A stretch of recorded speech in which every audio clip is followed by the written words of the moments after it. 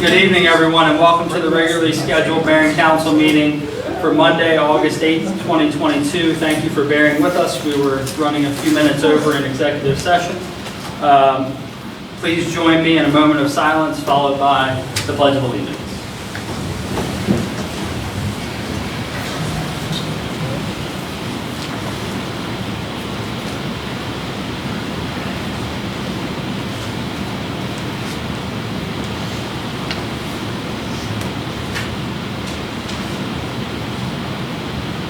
Thank you. I pledge allegiance to the flag of the United States of America and to the republic for which it stands, one nation, under God, indivisible, with liberty and justice for all. Thank you. Item number 1 on our agenda is the approval of the minutes from the executive session on July 25th, 2022. Motion to approve. So I have a motion by Councilmember Orris. Second. A second by Councilmember Nichols. All in favor say aye. Aye. All opposed? Let the record reflect that the executive session minutes of July 25th, 2022 passed unanimously with Councilmember Purnell absent. Up next is agenda item number 1B, which is the statement of closure for executive session held on July 25th, 2022. All right, the statement of closure, the time of the closed session was July 25th, 2022 at 6 o'clock p.m. The location of the closed session was, the vote was held here in the council chambers, and then the discussion was held over in the conference room. The purpose of the closed session was to discuss the potential sale of Heron Park. The date and time that we returned back to a public meeting was July 25th, 2022 at 7 o'clock p.m. The motion to go into closed session was made by Councilmember Orris, second by Councilmember Nur. Voting members in favor were Councilmembers Burrell, Nichols, and Purnell. The statutory authority to close the session, this meeting was closed under the following provisions of the General Provisions Article 3-305B, item number 14. Before a contract is awarded or bids are opened to discuss a matter directly related to the negotiating strategy or the contents of a bid or proposal, if public discussion or disclosure would adversely impact the ability of the public body to participate in the competitive bidding or proposal process. List the topics that were actually discussed, the potential sale of Heron Park, and the members that were present. There were no additional discussions taken and no action items taken. All right, up next is agenda item 1C, which is the regular session minutes of July 25th, 2022.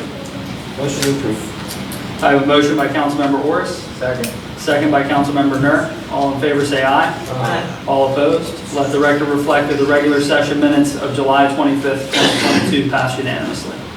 Up next is agenda item number 2, which is the annual Parks Development Plan. And we have our town administrator running point, but we also have our Parks Commission members. If you don't mind, the Parks Commission members come on up to the table. We may have to move a few chairs for you as well.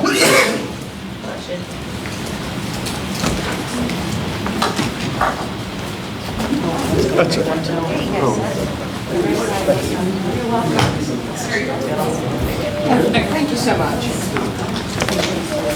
How many have you in there? Oh, we got. There you go. We got enough. Thank you. Good evening, everyone. Thank you for being with us, and thank you for the work that you do. If you don't mind, for everybody, just go ahead and introduce yourselves and then your titles with the Parks Commission as well. Michael Wiley, Parks Committee Chairman. Thank you. Any other members? Sarah Hooper, a member. Laura Stearns, member. Patricia Dufengoff, member. Bruce Hyder, member. Thank you. So at our last meeting, we discussed your recommendations regarding the, the program Open Space Annual Program for Development Fiscal Year 24 plan.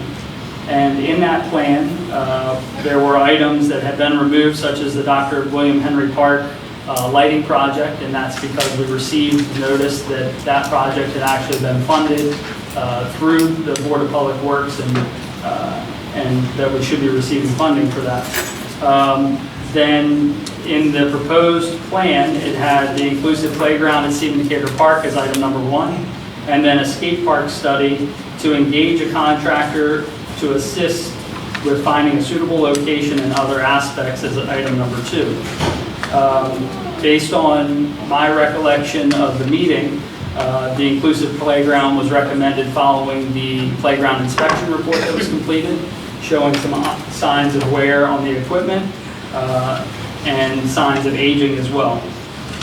With that being said, the recommendation was for that to be number 1 on the list for the Community Parks and Playground grant, but it doesn't mean that other items on that list cannot be accomplished as well in a given year. With that being said, I know we have some folks here about the skate park, so I do want to make sure that it's clear that the second project on the list is the skate park study, and that is not the construction of the skate park, but it's to engage with a contractor to assess a suitable location or other aspects. And with that being said, there is a staff recommendation that I'll let the town administrator get to regarding the parks development plan. Thank you. The recommendation that the Parks Commission made at their July 5th meeting was to have the inclusive playground as the first priority on the list, and the skate park study as the second priority. There's a staff report included in your packet that indicates that at this time, none of these options incur any financial obligation on the part of the town. Oh, okay. None of these, excuse me, none of these obligations incur financial impact to the town. They only have a financial impact to the point that they are actually engaged. Thank you. With that being said, the purpose, I believe, of tabling last meeting's discussion and action, so every year in July, the Parks Commission sends us this. I think that the reason that it was tabled for this meeting was because everybody up here wanted to talk to the Parks Commission. So thanks for joining us. I think we've set the stage, so they're here.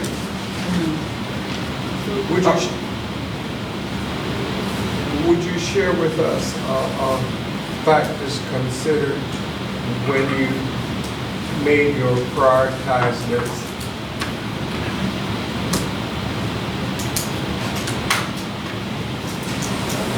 Would you share with us? Would you share with us the factors that you considered to arrive at your prioritized list? What was taken into consideration? And any of you can. Do you want to use the- Well, first of all, just to clear up a misconception, this Parks Commission is for a skate park. We want a skate park. Why wouldn't we? It's something, we're excited about as well. But as a Parks Commission, we are held accountable to an entire town. Not everyone will benefit from a skate park, but we want it. We feel like we need it. There are people that want also new equipment for the playground, which would be inclusive. We saw it. We think it's wonderful. We want that for the town too. We want all these things for the town. And it's just that the skate park, at the time when we had the vote, there was no feasibility study as of yet. We don't know how long it's going to take to raise the funds. It seemed, I don't want to say the word, still like a dream. Like, I know it's going to happen, but we just didn't know how long it's going to take them to make the money. And it seemed like the playground, there was a grant that was going to be sought after sooner. So as a commission, we decided, to make it a little bit more fluid. We want everything, even though, it won't benefit, a playground won't benefit everyone. The skate park won't benefit everyone. Neither will benefit me, but I want them both for this town. So we were trying to be a little more fluid, as when the money comes in, we'll take it and put it towards one of our goals. And we feel like we can have more than one goal. You know, we want the skate park. Last year you had two and you got them both knocked off the list. Yeah. By history, that's how we have done this, is we have had lots of things that we really want to accomplish, and then we look at what we can do each year, and we've done quite a bit. And the biggest holdup for the skate park is where it's gonna be. We don't know where it's gonna be. So we want it to be number one. I wanna see it happen, next year. But there's some things that have to happen first. And as it unfolds, then we'll prioritize. And so what I'm understanding you to say is that when you set priorities, the park seemed to be a more immediate, attainable objective than the Yes. skate park. That word attainable is exactly what I was thinking of. We knew where the playground equipment was going. And that was the done thing, it was just replacing existing stuff, whereas the skate park, the decision hadn't been made on the location. I've always considered the skate park, when I went under the commission, I have 6 grandchildren, they don't live here, but they come down a lot, they were skaters, and I was always for it. I've been stopped on Main Street, I'm in town a lot, people want me to talk about the skate park, and I've always asked them to come to the meeting. And to be honest with you, there's more people here tonight than all the other times I've ever asked people to come. So I'm glad to see representation of the skating community. And I think Laura made a good point, that it's not one or the other. Yeah. And that I think this body is in support of proceeding with the skate park. It's just important to note that one is an inclusive playground for a community parks and playground grant, and the other one is a skate park study to determine a location and some other aspects, I think, as the document noted. So,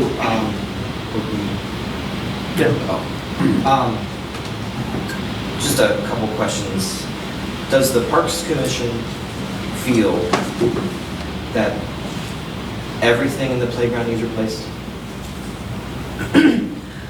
No, I think what we're really looking at are specific parts that are in distress. They're not unsafe, but, fraying around the edges, some repair needs to take place. There are some pieces that have been there for decades, and they're cute, and they keep getting repainted and all of that, but they're not, there's so much new technology in playground equipment, and we do want more inclusive. One thing about this plan that we were presented with is it was all-encompassing. It wasn't just like one piece here and one piece there, it was really comprehensive. It would also deal with much of the flooding issues that we have around the various pieces of play equipment, which is a problem that exists today in Stephen Decatur Park. After a rain, you will have a lot of serious flooding that needs to be managed, and this would give us an opportunity to manage the stormwater that is in Stephen Decatur Park. It was a very appealing, and then also listening to how important it is for children to have all kinds of play experiences. These are not just for children with disabilities, they're for all children to have, and the big thing is all children to be able to be out on the playground, interacting with each other. And we've tried in the past, we've put new play equipment in, have had the desired results for some things, other things not so much. When you have a professional who understands that, who I hope that we will have access to as we move forward with this, it will help us make the best choices for exactly which play pieces will be based on recommendations from these professionals. And it serves a huge number of people in town and in the surrounding community. Every day I look over there, dozens of people come and You're go. talking about the park. In Stephen Decatur Park, lots of families, lots of just people enjoy it. It's, it is a real, I think it's a gem in our town, and we should keep it as modern, up-to-date, and safe as possible. We also So- felt that it was prudent to put it on because we know that it is reaching end of life, and we didn't want to suddenly be faced with that, so that was the decision.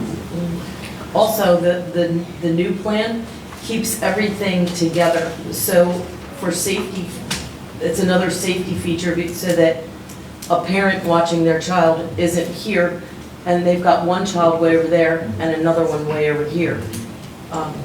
It's just, Apparently, the old idea was you space them out and the kids get exercise running between them, and now for safety reasons, security, bunch them more together.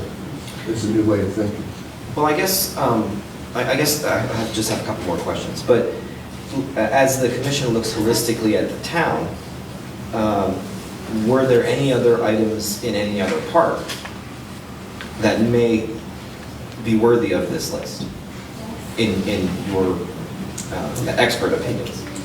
Oh, additionally to not just the playground equipment and the skate park study. Well, I mean, these two things are on here now, so currently, but I mean, was there discussion about other things that possibly would qualify for open space and could be included on the list before playground and park study were officially on? Well, we had included new area for the tot lot, how to clean that up and deal with the flooding around that. But that has been, because what we have in the tot lot is adequate and safe, and at this point, we were hoping to improve that.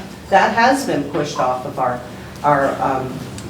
to have this better thing, we have realigned our desires on it. So, or what we don't think that's as needed as this other playground. The tot lot is not on our list. We're hoping to get a bath, the permanent bathroom over in Stephen Decatur Park. These are all things that, we have prioritized the playground equipment because it's a huge expense. And if we can get the funding for it better and quicker, that is a priority, and we should take the chance on it. Use that opportunity. So my final question then right now is, either the five of you individually or collectively, if I were to ask you to name, please, your top 2 places for a skate park, would you be able to answer? Okay. Sarah? The 2 top places are Heron Park and, well, Heron Park leads, but we really don't know until we have information. And we're just community members. But if I were to ask We you, have concerns about Henry Park because it's stormwater. And it's a neighborhood. We typically, when we do things, we like to find out from the neighbors in the community what their thoughts are. Which we did with the basketball court lighting. And we made people aware of it. I think we did a survey 2 years ago, a little longer than that, of the residents around Henry Park. so if the feasibility study included outreach to the community closest to wherever an option would be, That's what we that would recommend. you, One other thing that's come up, and I don't know, I just heard it tossed around, was seeing if there could be cooperation between the county and the town and a skate park out at the other end of town. I've heard that tossed around, but just informally, nothing official at all. It's been suggested a few times to people or asked why, is that possible?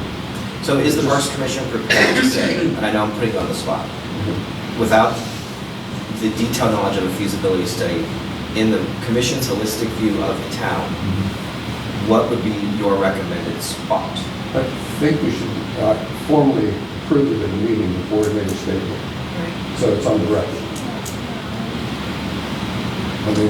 also, it's been suggested that there could be county funding if it was at the county fields, and that's something we don't know of yet, if that's even possible.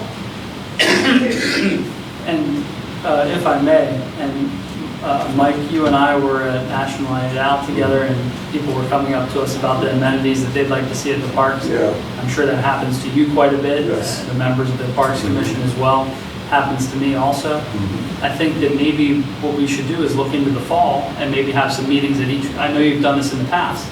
Maybe we'll have some meetings at each one of the parks and we can put our heads together about some of the bigger pieces that we would like to see for each one of the Yeah, parks. there's pros and cons to every site you can come up with. So, So when you and say- I'm not saying just specific to any particular amenity, but just so that we can be Right. on site and take a look at what could potentially be added, I think it could be helpful. When you say meetings at the park, are we talking park commission meetings at the park? They've had them before, and then, No, I'm asking you for clarity, so that it's, you know what I'm saying? For those that are listening, that are viewing, so that they understand what you mean. This would be a park commission meeting, or park commission meetings located at each possible site, and it would be open to the public. I would actually Or am I- recommend a joint meeting between the two of us, the Parks Commission and Mayor and Council on site, to be able to have a brainstorming session with members of the community. Okay, that, I mean, that's all. I was just asking for clarity, so that everyone understood where you were going with that. Good question. Yeah, I would just like to add, when we were first considering buying the Tyson property, there were a lot of meetings going around, brainstorming what kinds of ideas, what things we wanted to do with it. Skate park was the number one thing that came up for the Heron Park property. And over again, in every meeting that we had, it topped the list. This, because kids want to skate. And we looked at that as a viable option at that time.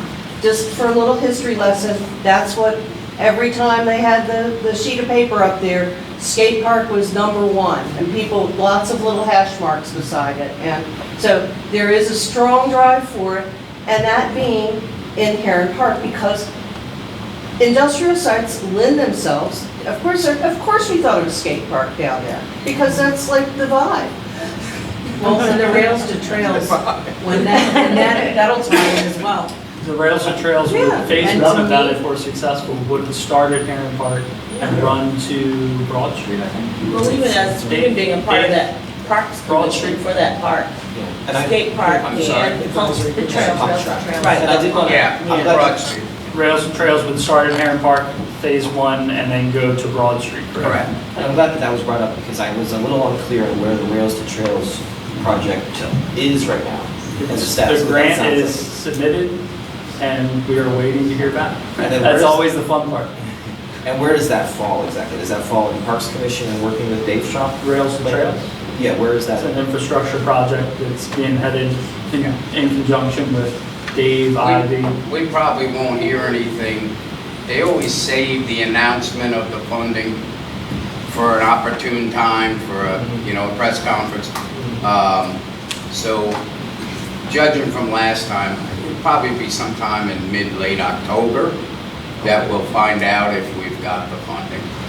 And then if the funds become available in the first quarter of the next year, there's more reporting to do, more documentation to sign with the state that we're taking on the funds.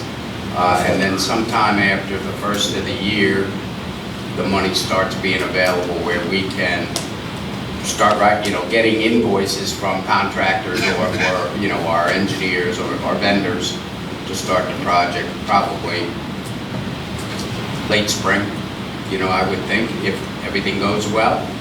So, but yeah, we might hear something in October. Thank you. Have you guys had the opportunity to review We Heart Berlin's skate park study? Been able to look at that? Yes, I have. And what were your conclusions from that? It was wonderful information. I'm glad that they had it. I did not feel it was complete information, but No, it looked like it was more steered towards a study of Henry Park and the feasibility to put something down there, Well- rather than all the parks. it was illuminating as to the amount of money that these projects that have been done in the past were. And that was a sobering thought as to the amount of money that it might ultimately take. It was surprising to me. So you looked at it individually, not as a commission? No, we haven't received it at a commission meeting. We received it after our commission meeting, after we had made this plan. I think that's scheduled for September 6th, right? I think. It's the day after Labor Day, the September. first Tuesday. So we will have as a body, Right. but as an individual, I found it illuminating, and it was interesting what they took into account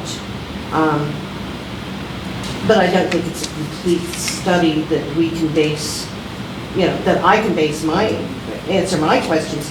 But perhaps I need to go over it again and find more information. Would you say collectively that your commission or this council could come up with a location for a skate park without doing a full feasibility study? I think we could. I think so.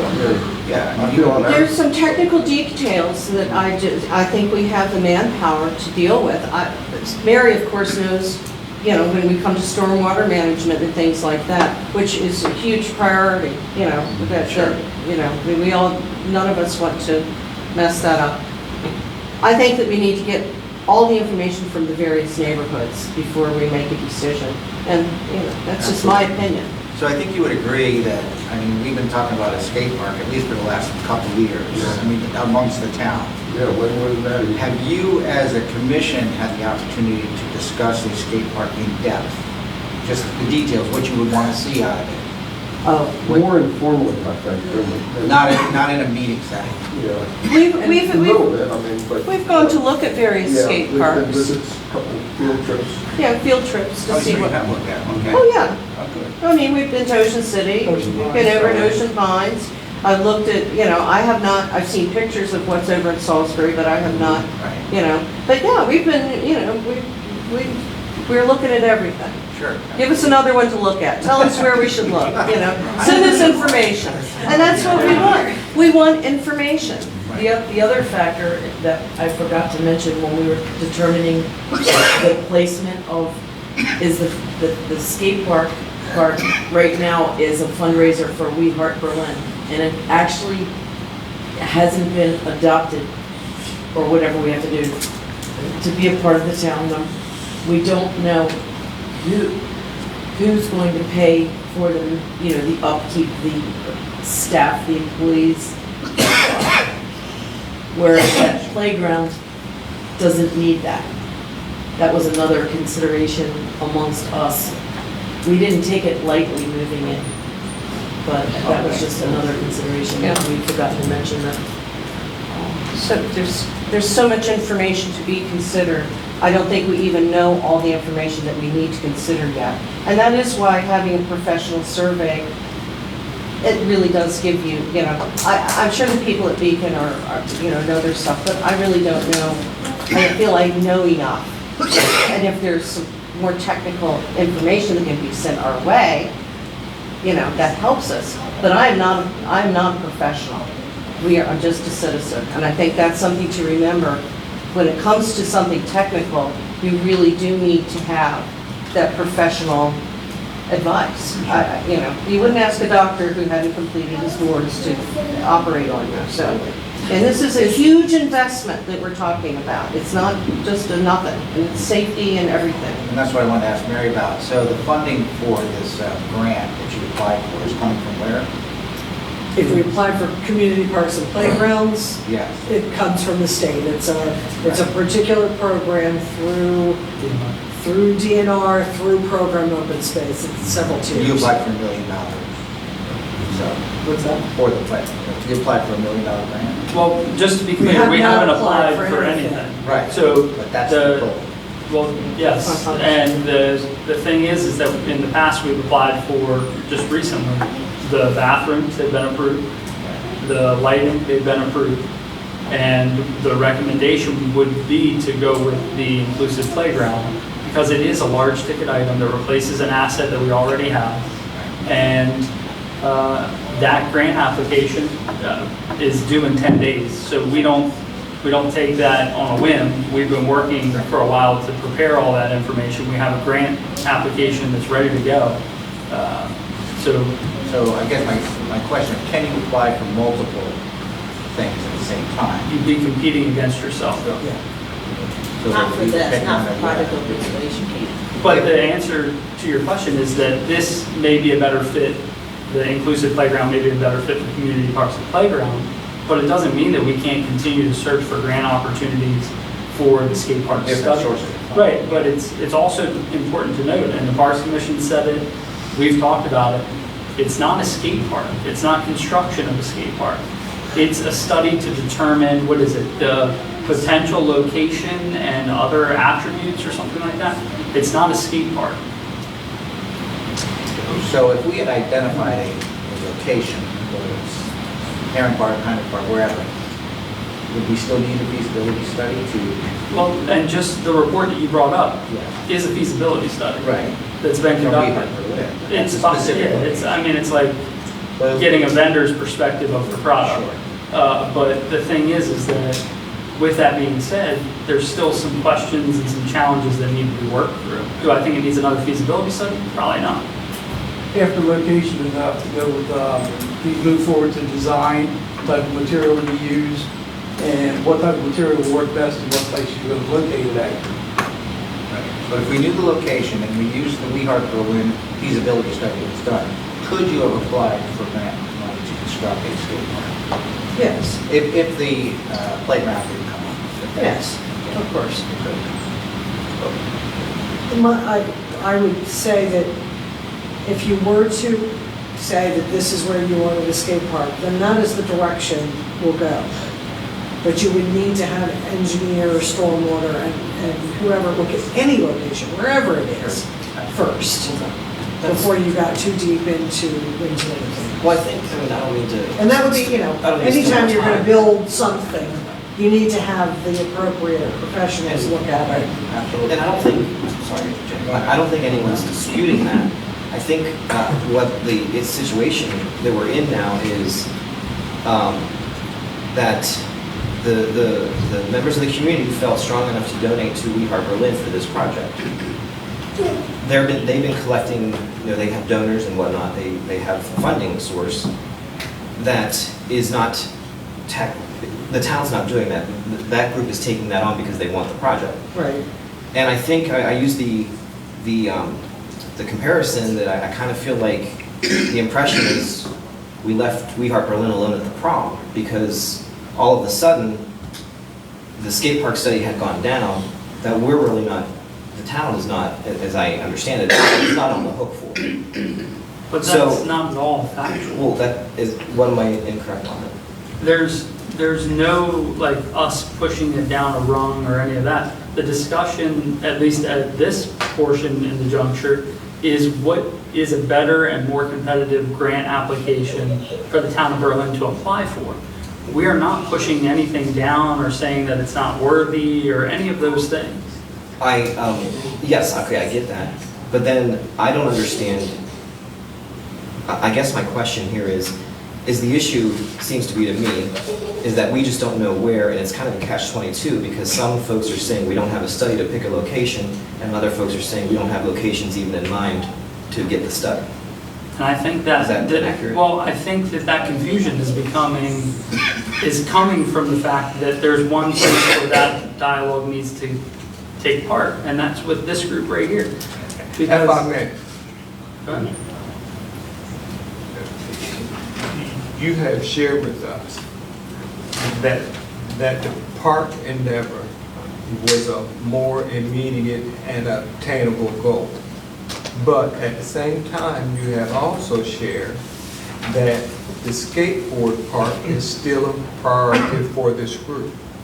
If I could, may I ask that this group put together some possible action steps that's going to put us on the right path and the right direction to obtaining a skateboard park that could be shared here and with the public, so that folks will realize that the skateboard park is not something that has been pushed to the side, but it needs some possibly more planning.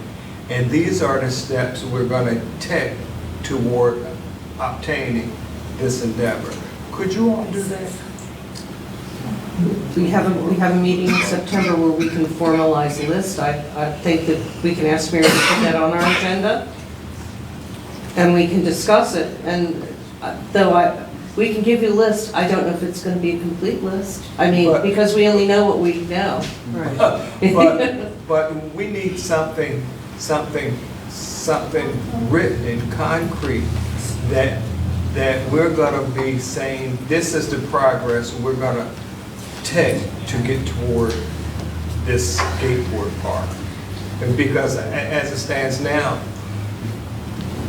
our community thinks that the town of Berlin has done totally nothing and pushed this to the side, and that is not what has happened. Okay.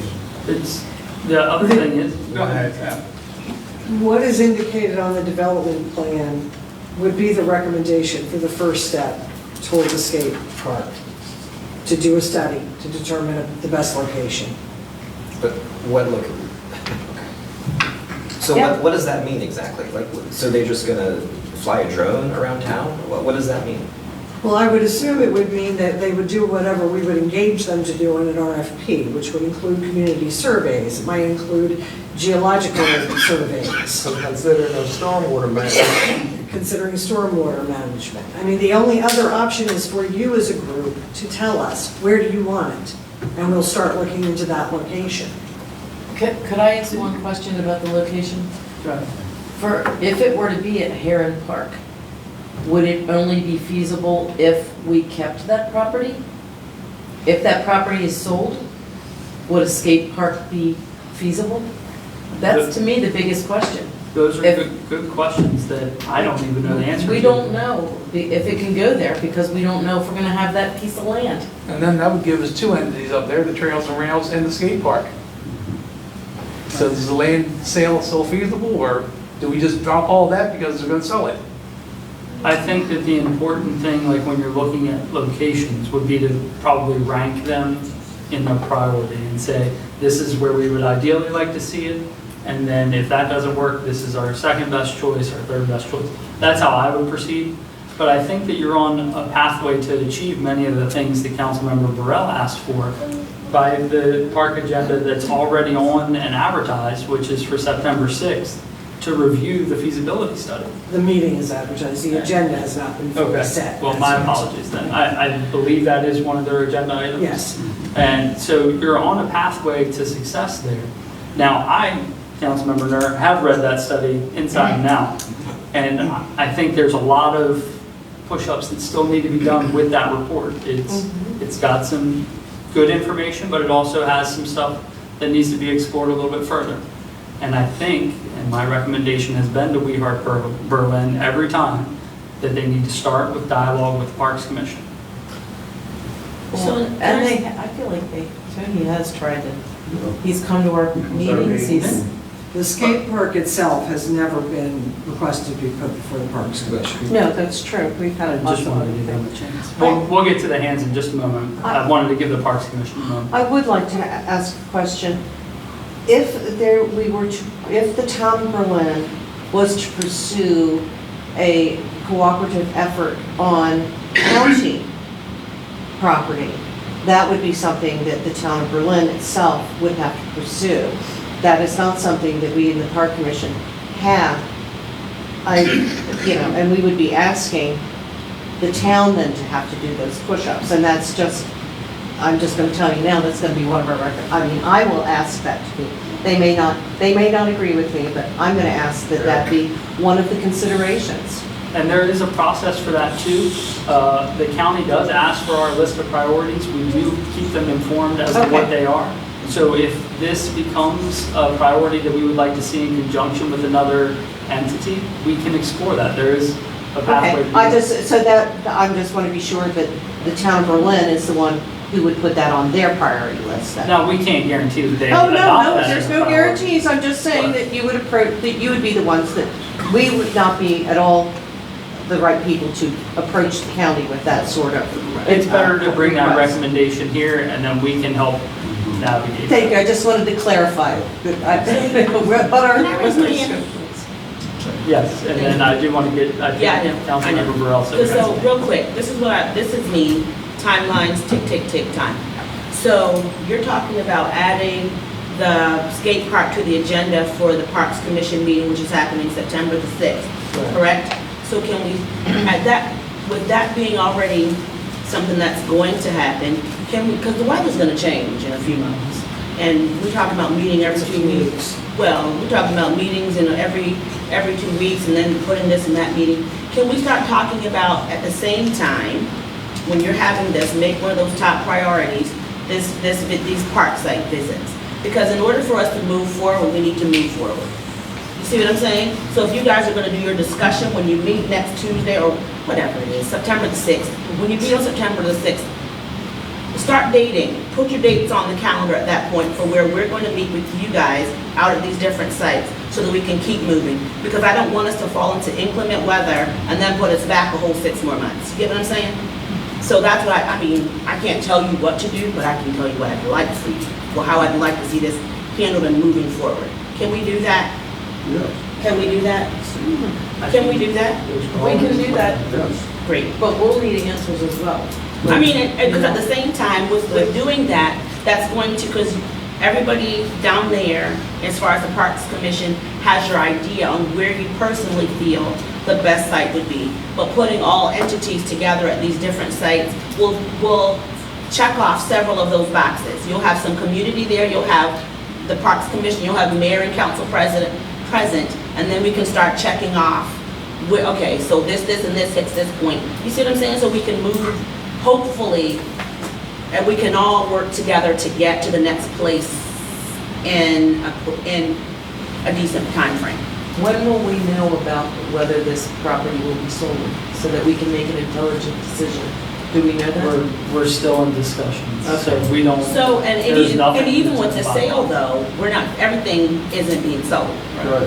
So there's still some possibility at that site if that's as one of those as one of the 3, 4, 5 location possibilities. Now, I do want to make sure that I'm clear. The idea that I suggested about going to the park Yeah? was in relation to the entire park of each one of them. I wasn't mentioning that specifically to a skate park, but is that what I'm hearing from you, that you want us to visit each site regarding a skate park? Well, I mean, if we're visiting, the discussion on the table is the skate park, I thought. That's what we're talking about right now, right? And we're talking about visiting each park with the premise of figuring out together which one of these locations, and correct me if I'm wrong because that's what I thought I heard, is that we were going to go there, look at all of these locations together with all parties and the community present to discuss each individual location, and then at that point, figure out which one of these locations is the spot. Is that what I thought? Is that So my suggestion was in relation to the parks as a whole. I wouldn't want to hold up the skate parks discussion. And I would like for them to pursue that at their own pace. I'm saying like, so that when we come back around to next July and we're asking what projects are on the list, that then we will have had a list for each park. So And they will have suggested from that list what we should maybe pursue for the community parks and playground. I think I kind of blended I'm two sorry, ideas. can we multitask while we're there? And I only say this, and this is not trying to change the premise, but I just want to move forward. I want us to be moving, you know what I'm saying? Not just with the skate park, but with parks, period. While we're there, bring a checklist if we need to for the entire park. But one of those first priorities while we're at these locations, right, friends? I thought that's what we were talking about, is choosing as a whole this spot, this location, because as Patricia said a minute ago, can I call you Patricia? Yes, you may. Patricia said a minute ago, well, we're thinking this, and there's a possibility of this, then what if the this?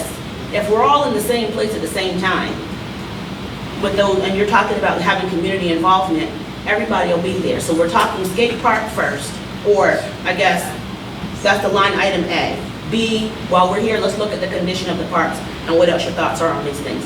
That's just, I mean, knock it out. My only thought on that, Councilmember Nichols, is that what happens if they go all sit down on the 6th and they can hash through the feasibility study and have an idea for a direction? And choose the location? I don't want to hold them up by saying that we want to visit all these different parks. I don't want to hold you up either, but That's I what don't I'm want, saying. So I don't let's- want to stop the ball. Let's break them apart. Let's say that we're going to visit the parks to see them and to rank the priorities as they may be. They may be a skate park at that time. and let the Parks Commission pursue meeting with We Heart Berlin regarding the feasibility study. Listen, I want them to meet with We Heart Berlin. I want them to meet with us as well. But you also threw the community piece in there. So where I'm going with this is, I'm trying to knock out a few birds with one stone. Visit parks, all of us there together, community involvement. We're all in the same place. Look, here's this at Site X, and we're all right there at Site X. That's all I'm saying. I'm just trying to cut out the timeline. Bring it, minimize it, that's all. And at the same time, you can continue to talk with We Heart Berlin because I think there should be dialogue open. I'm just curious as to how fast we can do these meetings in, you know, like we can start talking about them in September because that's when our meeting is. But like, are you envisioning that every week we'll be meeting in one of the parks? I'm just trying to get a feel for Well, in my how mind, I'm quickly we envisioning- should do this. Right, in my mind, I'm envisioning having those visits happen and take place before daylight savings and before the season, before the weather breaks. So while we're inside in the dark, later on in the year, you already have things to deal with That's a because you've lot already to- seen it. That's a lot to put together as far as the visits. I mean. Well, I'm just telling you what I thought. That's a lot. Well, we do have an event in November, which is the park walk, right, in November. So, I mean, that does give us, it's a daytime, it's a Saturday thing. That's an event that's already happening in the park. I'm just trying to tag that on to a possibility that might be a good idea to plan on going in Stephen Decatur Park for that time. And then we can, you know, look at, so that would be like maybe the last place that we look. And then between now and then, we will have to hash out, look at our, I know Laura is very busy all the time. But, I mean, the other thing is that we have to take into consideration staff time. And we Yeah. have a lot of things going on, like the town administrator said, we have an election, things like that taking place. So I think that we don't want to cram it all and be unreasonable with our time constraint. On whatever. The suggestion for touring the parks, and my recommendation is before we have this before us again in July. Like, Okay. that's what I would like to see. We tour the You- parks. I know you do. I'm just saying We know that the as a parks. component. We can talk about the location in September and maybe try to arrive at a recommendation. I just want to circle back real quick to what I originally asked, if each of you or collectively was able to pick 2 places. And I understand that those, that further information would be required, but I really think that it's possible for a recommendation on ideas of the location is fine, like top 2, top 3, kind of echoing what has already been said again. I don't want to beat a dead horse, but I think that would be something to strive for your September meeting. I think that's a good idea. September meeting when we're all together. And just kind of like a blue sky, Capacity. kind of like a blue sky meeting on location. Like, these are our top 3 places we would like to see it without the feasibility study, but then we have direction on where to look. That's, We could also include pertinent items that need to be addressed for each of the locations Yes. after we rank them. yes, and you can even do, I mean, well, I'm not gonna, We'll- pro cons. We'll to give each you some place, but yeah. information. I think we can come up with some words for you. I think a top 3, maybe 4 would be excellent. Oh, 4. We'll stick with 3. You are talking It's like blue watching sky, the- aren't you? So that's my Possibly suggestion. include county. And yeah, I can. Okay, in which That's a point good where you have many more choices. All right, do we have any more questions for the Parks Commission? If not, then I know we have some hands up in the audience. I'd like to thank you all for the work that you do. Thank you for coming to the meeting and explaining the 2 items. We appreciate it. I don't know if any of the questions may involve some points from the Parks Commission, but I would say, go ahead. The only other thing that I do want to add is that we are on a timeline for a grant application of August 24th. At this point, we were aiming for the inclusive playground. Are you saying that you do not want us to proceed? No. Okay. I don't think we could turn around another grant application in 10 days. Not, we could probably turn one around for a study, but not for construction. But you believe there are other grant opportunities I've available? got like 4 that they could apply for. We heard. Yeah, They, that We Heart Berlin could apply for funding. So, I mean, there are pathways to fund these things.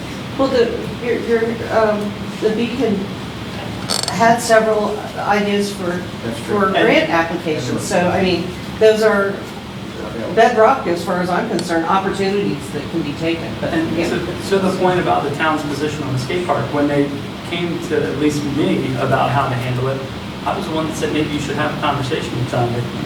And it's a good foundation. The report's a good place to start, but it's not the end-all be-all. We just want to see it move forward, keep the dialogue going, keep an action plan. And a top 3 list. We want to move it, we want the skate park. And that's We what want I'm it to go hearing. forward, yes. Thank you all, we appreciate it. Thank you. Thank you. All right, so I know we did have some hands up in the audience related to this agenda item. I believe in the front row. If you want to go ahead and just stand up, if you don't mind coming forward to the table, it's helpful for us to be able to hear. Name and street name, please. Still not used to that. How are you? Good, thanks. How are you? Thank you. Somebody, That's there for the recording. hi, Mary Hidlesky, 3 Westminster. And I kind of want to follow up on what Jay and Jack were talking about. I think what happened, like, I've been to these meetings in the past, and there's been discussions about the skate park. And I've heard it be said in here that the skate park is a priority. And then what happens, we hear that all of a sudden, this report comes out and the skate park's been moved down to number 2, and there's been grant applications to get inclusive playground equipment and, you know, to move forward with doing that. Which everybody's bringing up good points as far as having, you know, there needs to be a spot. We can't say Heron Park, we don't even know if we're gonna own it or not. And, I mean, there's things that have to happen.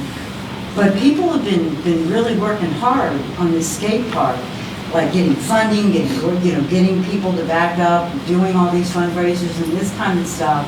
And as I said, I've heard it be said here in this room that this is a priority. And so then all of a sudden, we kind of get kicked back, and the town is going in to get grant money for a park, even though the skate park's being talked about for a couple of years now, at least, a few years that I'm aware of. And then all of a sudden, the town's not going in to get any grant money for the skate park, but it's going in to apply for grant money, you know, for this other park. So I think there just needs to be like a line, like somewhere where, you know, a direction that the town wants to go in or whatever. Because even like the Parks and Rec Commission and us on the skate, you know, doing the skateboarding, none of us are professionals. You know, we all have other lives outside of this stuff. It's just things we'd like to see happen. But it makes it very complicated and it's very confusing when we get told one thing and then to find out there's something else completely different happening. So if there's any way to try to straighten that out, that if we can go for the grant money for the park, great, as long as there's also grant money that we can also apply for the skate park, because the skate park has been, I mean, this has been going on for years. This has been going on for a really long time. So if there could just be some clarification in a direction or something like that, or exactly what needs to be done, because as you said, none of us have done this before. So if anybody's got any great ideas, that help. Well, I think, go ahead. I mean, my impression of what we just talked about is the September meeting for the Parks Commission is going to be hopefully very focused on direction. I'm personally hopeful that we can get 3 ideas of a location for with the county, and then go from there.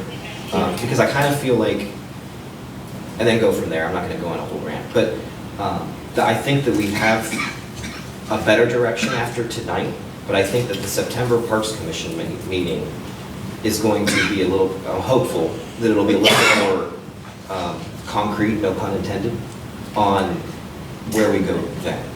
And I totally agree. As I said, the discussion tonight was great. But as I said, what has been said in the past was that the skate park was a priority.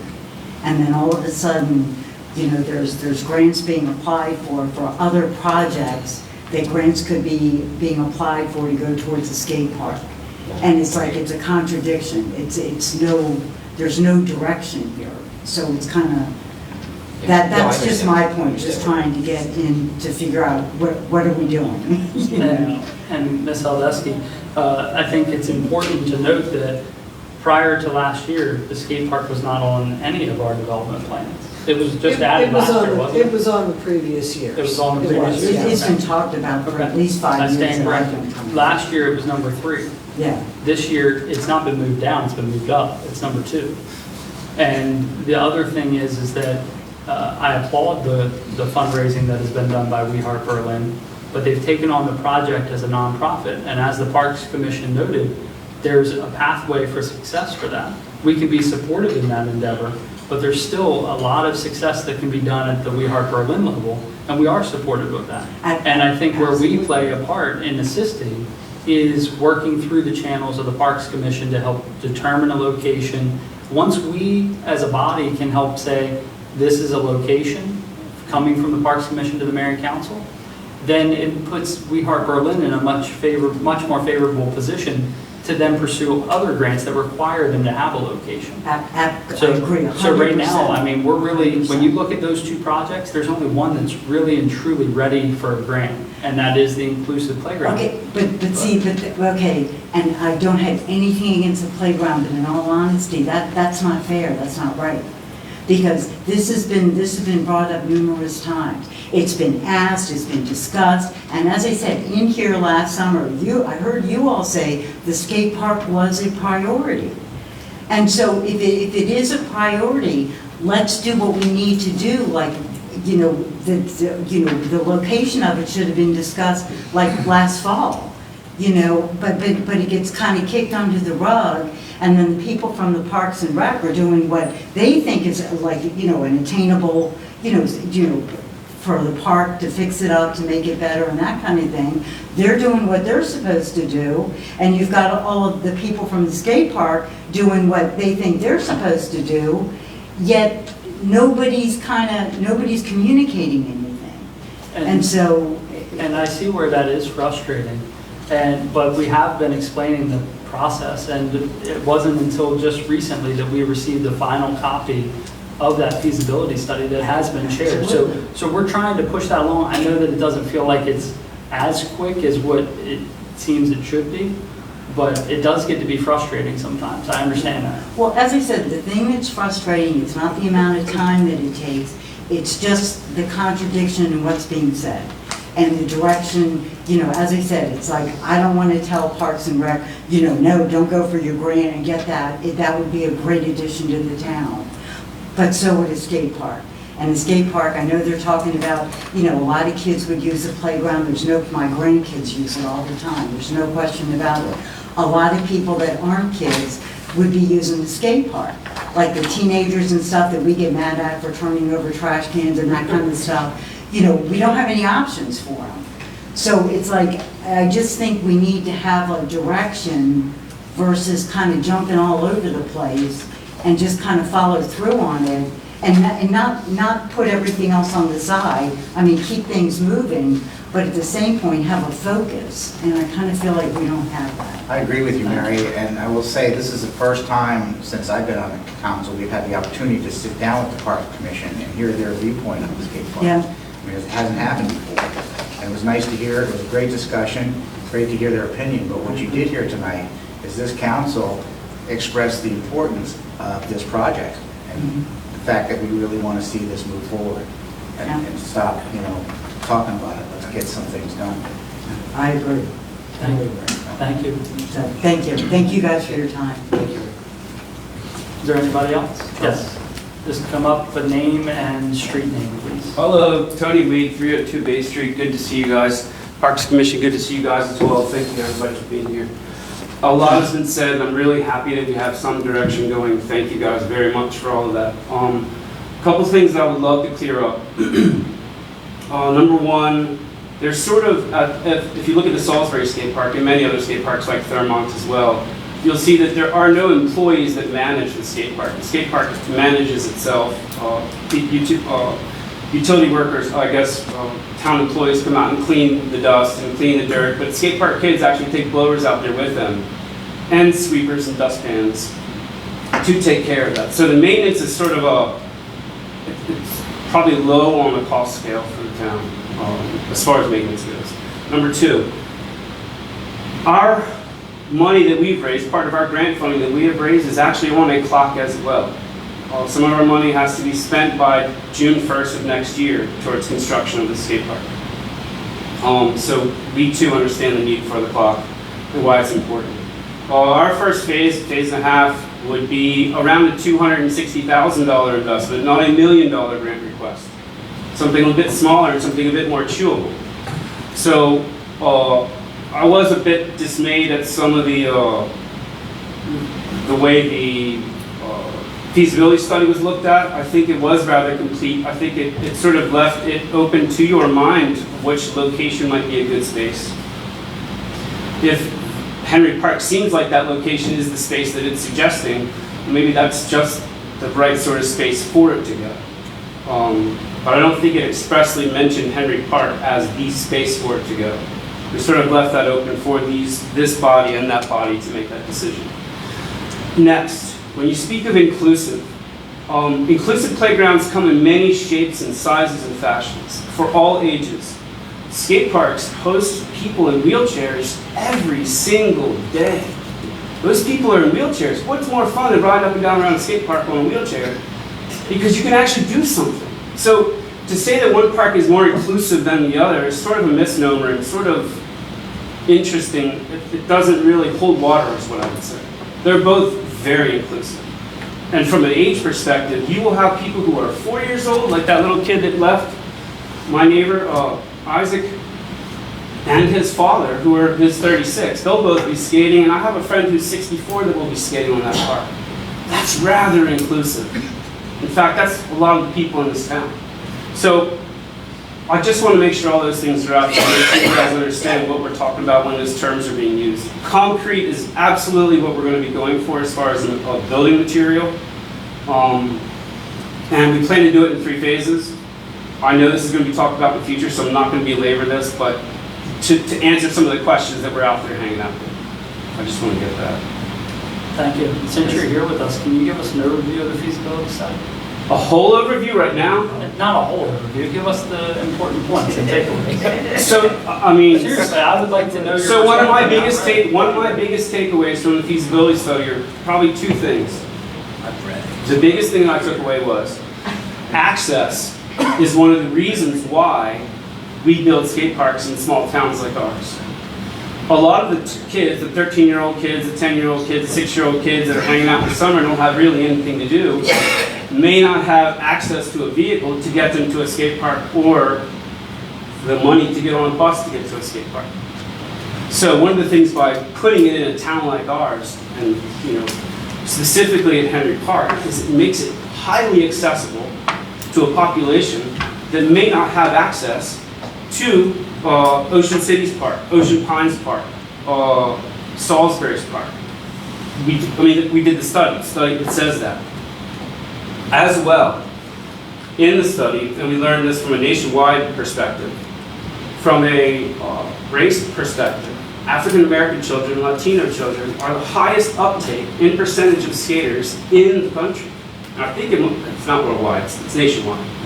So that's another reason I think that Henry Park would be a great spot for our park. What else did I take away from there? It's going to cost far less than I expected. I expected $1 million to $1.5 million park. We're looking at around $750,000 for a total 3-phase park. What else did I learn? You got me on the spot. No, but those are some of the things that I was just asking like your high points and your takeaways. So those are some of the biggest takeaways, and I think it's access for me more than anything. Getting our kids off Main Street and into a park and a playground they can do something new in. It's about time for Berlin to have it. Berlin's been doing this for almost a decade trying to get this skate park. I know that because the people who are friends have been trying for a decade to make this happen.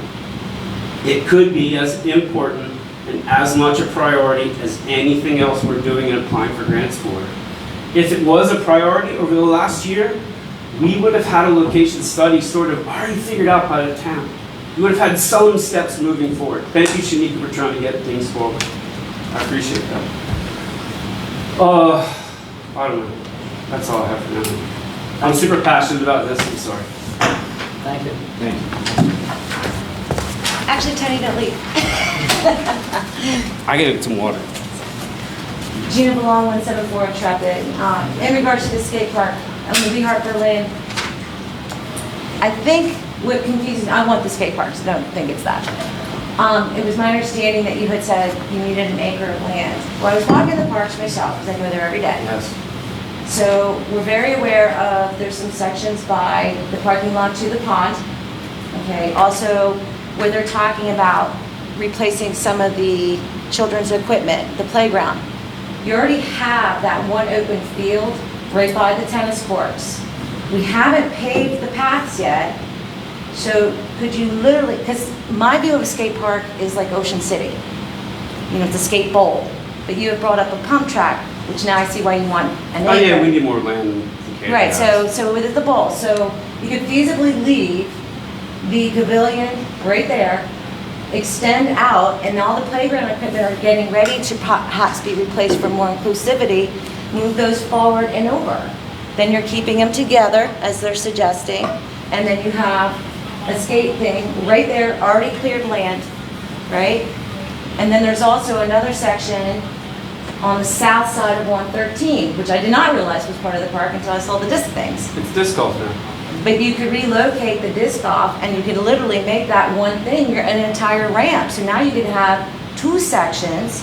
You could even make one a little smaller for maybe the younger, smaller kids, and then do some ginormous ramp by the highway. I mean, you know what I'm saying. I'm just saying, I just want some possibilities there, that it doesn't have to be like one ginormous skate park, but maybe one smaller one and another smaller one. That way you can still have your inclusivity, you're still having, maybe the Stephen Decatur Park is not the best, but it's land that you already own, and you can have it separate, but together. So it's just an idea. For sure. And I didn't understand the We've looked at definition of a skate park, because when I looked up pump track, I'm like, that doesn't look like, so you do mean like an Ocean City skate park, that's why I wanted you here. No, we're gonna make, so think more like Salisbury. I haven't seen Salisbury's, I'm sorry. So Salisbury's more laid out, it's more spread out. So a little There's less a grade. bowl in one section that leads into a street section that leads into a new third phase over here on the far right side. So maybe also a suggestion, not only for We Harper Lynn, but also the council, is can we have a true definition of what your vision is? Well, it won't be my vision, it will be the vision of the skaters. And that's fine. who are The gonna skaters help are on not in committee. that Yes, world. Yes, They're not in that world, they don't know the lingo. Absolutely. I want them to have it, but maybe if we had a more concrete definition of what the town is looking for, then we'd have a better idea of location and if it I could have be many divided pictures I up. will send you. Yeah, that's all. It's just a suggestion. We have the space. It's just, it's not gonna fit an acre. No, I'm not there. Yeah, Ocean Cities is only on 14,000 And also, we look at feet. We Harper Lynn looks at the parks from a holistic view. We sort of see the skating and the basketball happening, just like Ocean City sort of has basketball and skateboard happening in the same park. Decatur Park being more of a kids park, more of a little quiet park with the tennis and hopefully pickleball in the future, hopefully splash pad in the future, and then Heron Park being our sort of serene, sort of nature park. That's just what we think in We Harper Lynn. We don't anything but a nonprofit that's raising money to help these things, but that's sort of why we think, like, I've gotten we've done the soil test, we've done the, That's all, there's 3 sections out there that could be done, and if you do it prior to the relocation of all the equipment, then maybe it's not gonna be as costly since you're replacing the equipment anyway. It's just an idea. Thank you. That's a great idea, Gina, thank you. So what you're saying, Tony, is that because Henry Park currently houses the basketball court and this skateboard park thing could be an addition to the only word I can think of is noise. to the what? To the noise, So, to the noise that's the place to put it and leave State of Decatur as more or less a passive park for the community. So, I wouldn't say noise for that reason. So you know as much as I do how much we both love Henry Park. Henry Park is very special. That place is beautiful. Route 113 is the loudest thing we've got over there. It makes basketball and skateboards sound like nothing. So, but yes, I don't see it as a noise thing. The skate park isn't necessarily a loud thing.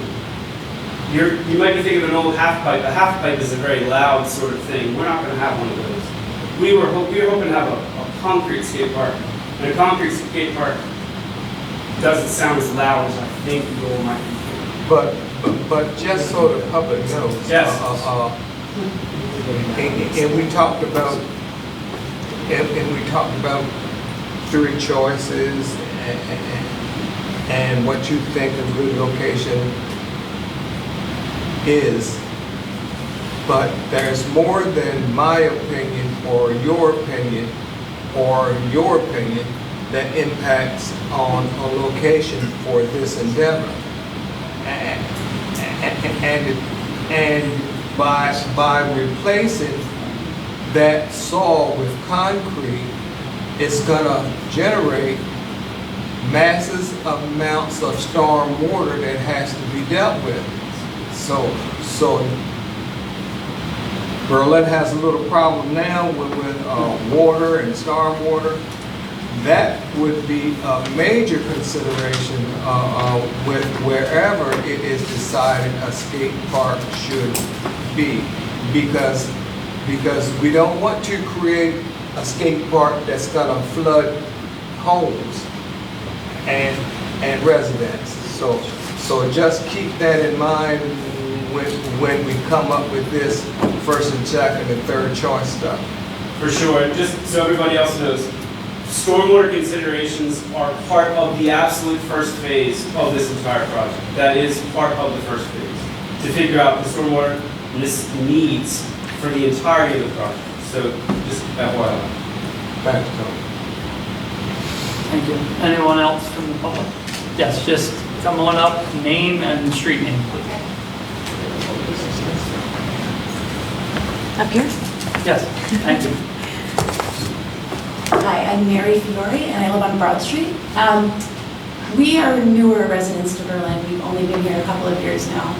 Actually, one of the first things that my son, Ben, did when we moved here is write a letter to you, Mayor Tyndall, asking for a skate park. And I just kind of want to piggyback on what Tony said.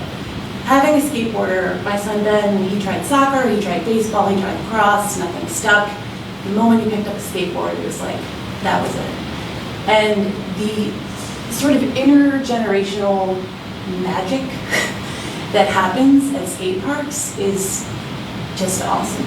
It is awesome. I mean, you literally see 60-year-olds mentoring 10-year-olds. Like, it's like no other. And skateboarders are just the best group of people around. And so I would just advocate, like, maybe, I know that I'm all for having a more inclusive playground, upgrading the playground, of course that's really important.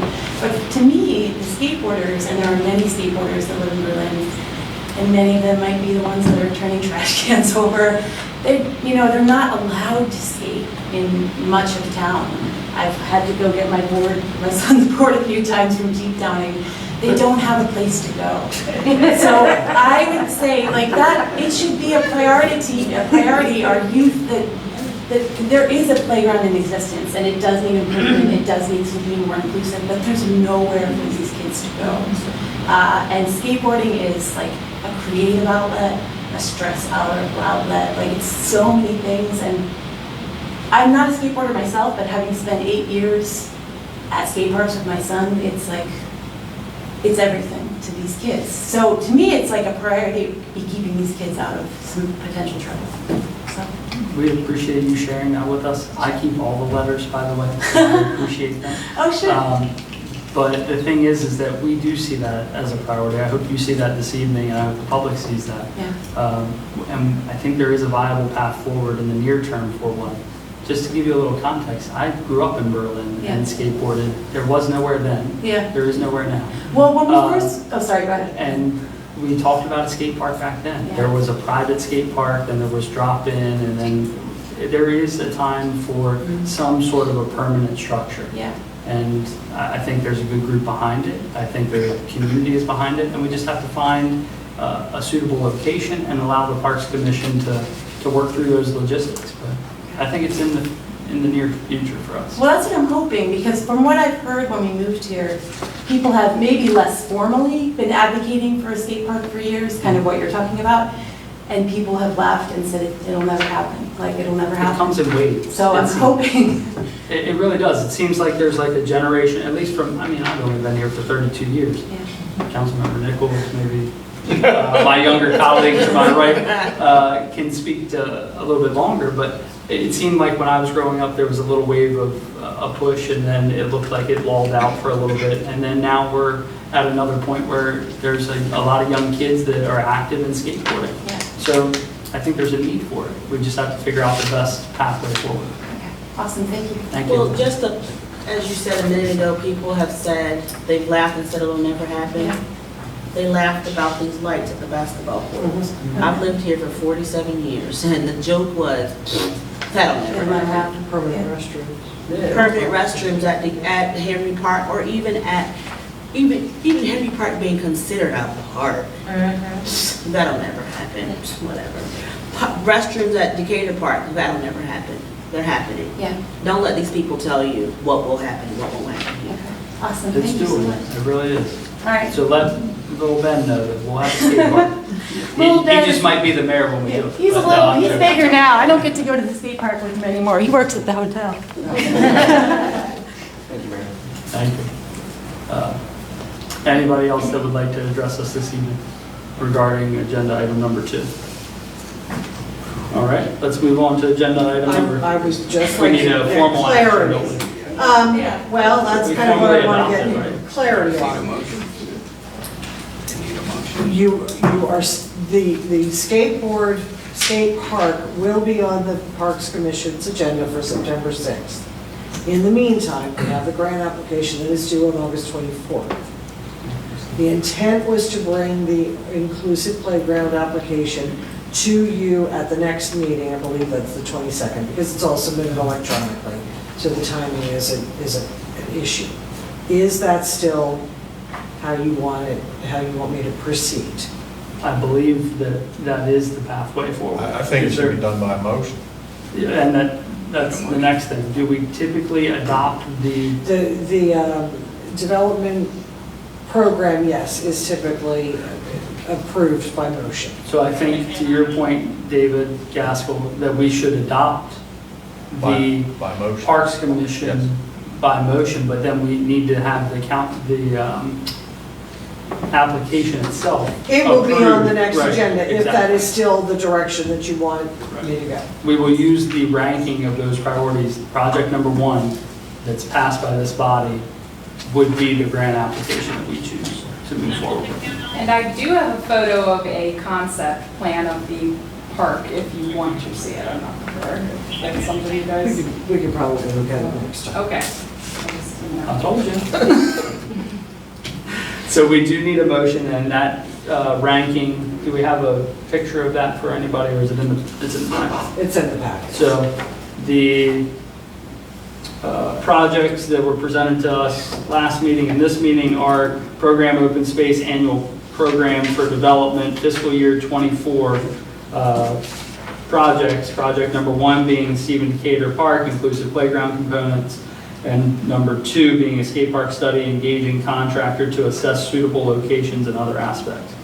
So- Go ahead. So we would not know what, if anything, is approved until Board of Public Works meets again in next July. You would not know that if the grant application is awarded until about this time next year. This particular grant program takes longer than any other grant program on the planet to process. Nicely summarized. So that is the, that's what's before you this evening. I'll make the motion.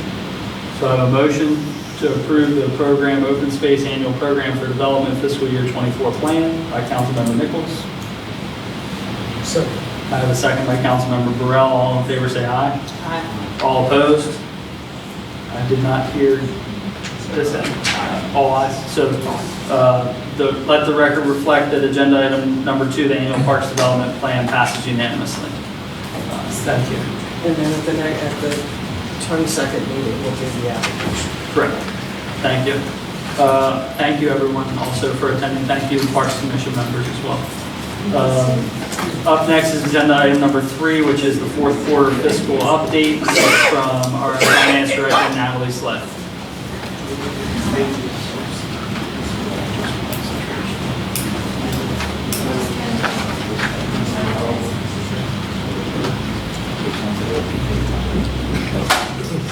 Good evening, everybody. So we're going to look today at the financial overview of 12 months for fiscal 22. Now, before we just started, I want to just give everybody a clear understanding. It is still preliminary numbers. It's a draft. There will be some adjustments as we go for the audit and also before the audit, because we're still posting some payments that we received from the vendors on a delay basis, and we still have some revenues that will be recorded before we finalize and close the year. So this is just an overall picture of our general and enterprise funds where we stand. We've seen this slide previously so many times. Basically put in simply to for the general fund is our operating fund for the town, and general fund balance is the difference between all the assets of the fund less the liabilities, but only they include short-term, no long-term. Sometimes people look at the general fund and think that when we have unassigned or huge balance at the end of the year, meaning that we're in a good situation, it's really healthy, it's really good. It is, but not necessarily. You have to understand the layers, and you have to look at each component of the fund to know actually if it's in a good standing or not. The revenue derived from several sources and put in the general fund. Main source is taxes. We have grants, we have real estate taxes, property taxes from the businesses. We have licenses and permits, and we have other intergovernmental revenues. One example would be like slots revenues. That is a snap of summarized revenues grouped together for the categories for fiscal 22. And you see, as in the past, we have a budgeted column and the actual expenditures as of those numbers were run as of June 30th so far. Property taxes, we have in this category, the biggest one is real estate tax, and also we have corporate property tax, less any discounts or abatements that we have posted to the revenue account. So as of June 30th, we have $4,300,000 collected, and we budgeted 4.1, so we're really close, just a little bit above for probably the new constructions that being entered to the system during fiscal 22. In the other taxes, we have room tax, submission, and state income tax. That number is above by $53,000, which represents 17% increase. That mostly coming from the income tax because the rehearsal of the prior years allowed payers to pay and catch up on 2021 and 2020 from the past. Licenses and permits. It's all of our building permits plus the business license and other miscellaneous included in this category. We budgeted 193 and collected 243, which is a good number. It's 50% up, 50,000 up, 26%. Intergovernmental revenues, that is all our grants, state police grant. Also here we have slots revenues and the Main Street tourism, Main Street grants as well in this category. It's 18% up from what we have expected to receive. Contributed revenues, it's our big amount is ARPA grant. And by the way, today Randell have reminded that we received a notification, the second portion of the ARPA grant should be deposited within a couple of weeks. So it is early as expected. Initially was December date, but we got a transmittal that it should be here in 2 weeks. Service charges for the other funds, it's basically our head allocation for the administration and also customer service. Other service charges, small amounts from waste collection, well, not small, but commercial waste collection, and then small amounts from grass cutting, police fingerprints, revenue that gets netted together with the expenses on their side, and the recycling. That amount is, I lost the line here. Other service charges, 43,000 up, which is a good amount. Impact fees, we have collected in excess of 121,000 above the budget amounts, 66,000 in the investment, which is basically interest income in banks.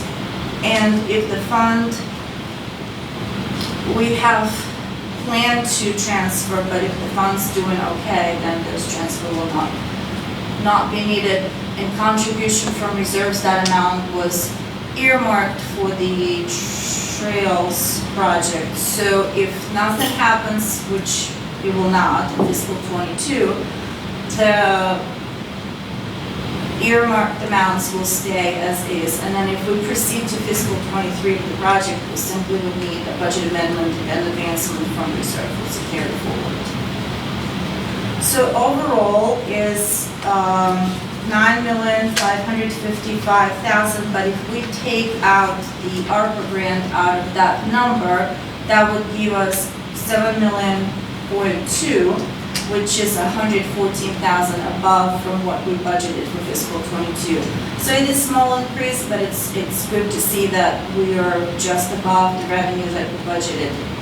It's always good to have above than lesser. Can I pause you right there for a moment? I think that this slide, when we're looking at this difference of where our revenue projections were back in the budget and then to where we are currently, it speaks volumes to the work that goes into the budgeting side and how you're always very conservative with the estimates as far as the revenues go. And I think that goes a long way, so thank you. Thank you. We've seen that slide in the past. It's a simple representation by the budget, where the revenues, which sources revenues come from. So the largest is the property taxes. And as we go along, there's a service for charges. So I'm not going to go into details. We've seen that in the previous presentations. That is our expenditures for fiscal '22 actual for 12 months compared to the budget amounts. So general government budgeted 1.9 and there is 1.5 expensed. It's 395,000 is in favor. Public safety is 2.3 budgeted, 2.2 expensed. So far is 129,000 in favor. Public works was budgeted 1.1. 900 is expensed. There is a 200 in favor. Planning and community development, there is a small difference, which is only 5% remaining. Recreation parks, 64,000 was budgeted, 53 was expensed, 17% down. Debt service is pretty much the same number. It's only 8,000 difference. Capital outlays, there is a big gap, but we were projecting to do so many that we couldn't achieve because of the grants. So again, the net change overall, but the ARPA grant has to be taken out. So the net change in the fund balance basically is the revenue minus expenditures. What's left is in favor. We have $1,514,000. Now, if we look at I know the question is going to come up, if we look at our fiscal '21 audited amount, we had 2.4 million.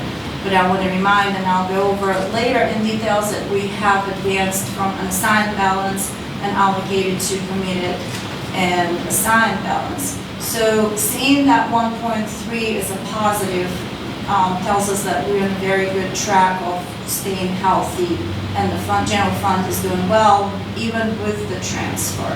So that number is actually makes me happy. Makes us very happy too.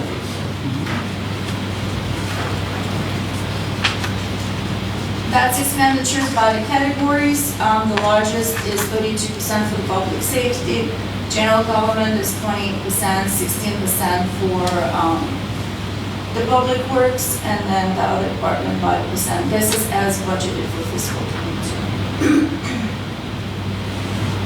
Snap of the layers of the general fund. And I think I'm just gonna advance now. I have a little note on the bottom that unassigned balance will change, so it will, don't take it as it is 1.3, that will not remain because the adjustments will be made through the audit, and also, like I said, we're still paying expenditures today. We're processing many checks, that invoices still coming for the services and the goods that have been received in June, so that this number will change. The general fund layers, we have non-spendable, restricted fund balance, committed, assigned, and unassigned. In the past, we have established the reserve policy, and we've moved forward successfully to replenish some of the layers of the general fund and have our reserve being committed and assigned in the bigger balance side. So the next slide is the 2022 column been added, or it is a column, I guess, by the colors, and the balance is 6.4 together with all of the assigned, restricted, and committed. Now, our assigned part become larger, but because we made that transfer and we allocated several amounts to the fund per policy that been adopted.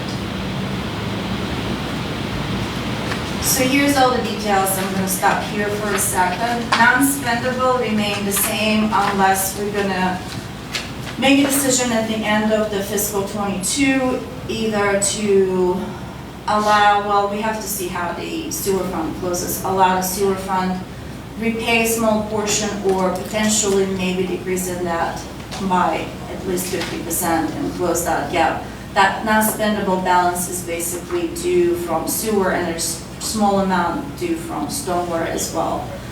Restricted is our slot revenues. That balance of $4,000, $4,587 as of June, and it varies because we constantly advance to close the gap for the police department, and that would be completed very soon. I believe, when I say November or December, we will finish that, and it will, the number will start growing out there.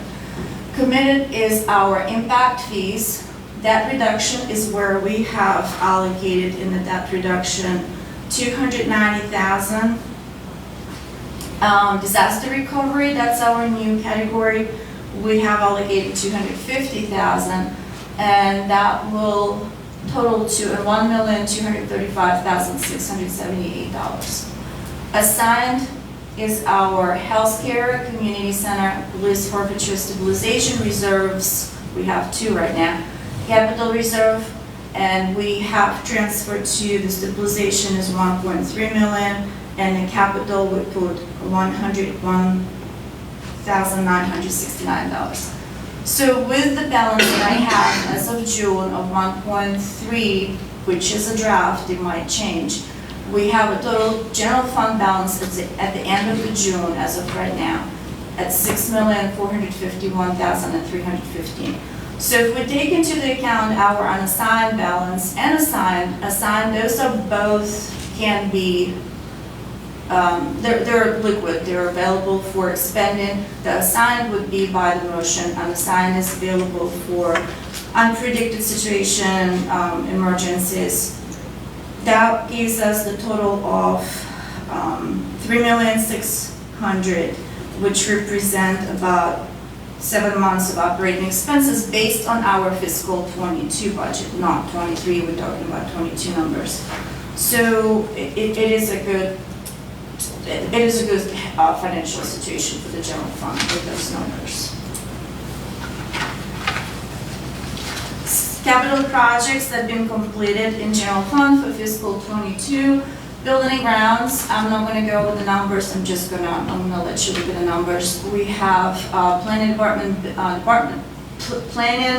department building roof installed. Town hall window has been replaced. We've acquired Flower Street land. Police department purchased 2 Chevrolet Tahoes, tasers, and installed the computer software. Public Works finally, woohoo, Jimmy received his 2022 Ford Super Duty truck. Only took us a year. Street sweeper for the Public Works power washer. And we spent a little bit for engineering services now. It's a small amount, $640, but we have recorded because it will be a work in progress going in fiscal '22, '23 for the roadways. And then we have $12,000 spent on the pavilion roofs at Stephen DeGeer and Henry Sparks. That concludes my general fund. If you have any questions about general fund, we can stop for a second. Any questions for our finance director regarding the general fund? All right. Natalie, thank you for, you do a great job with this.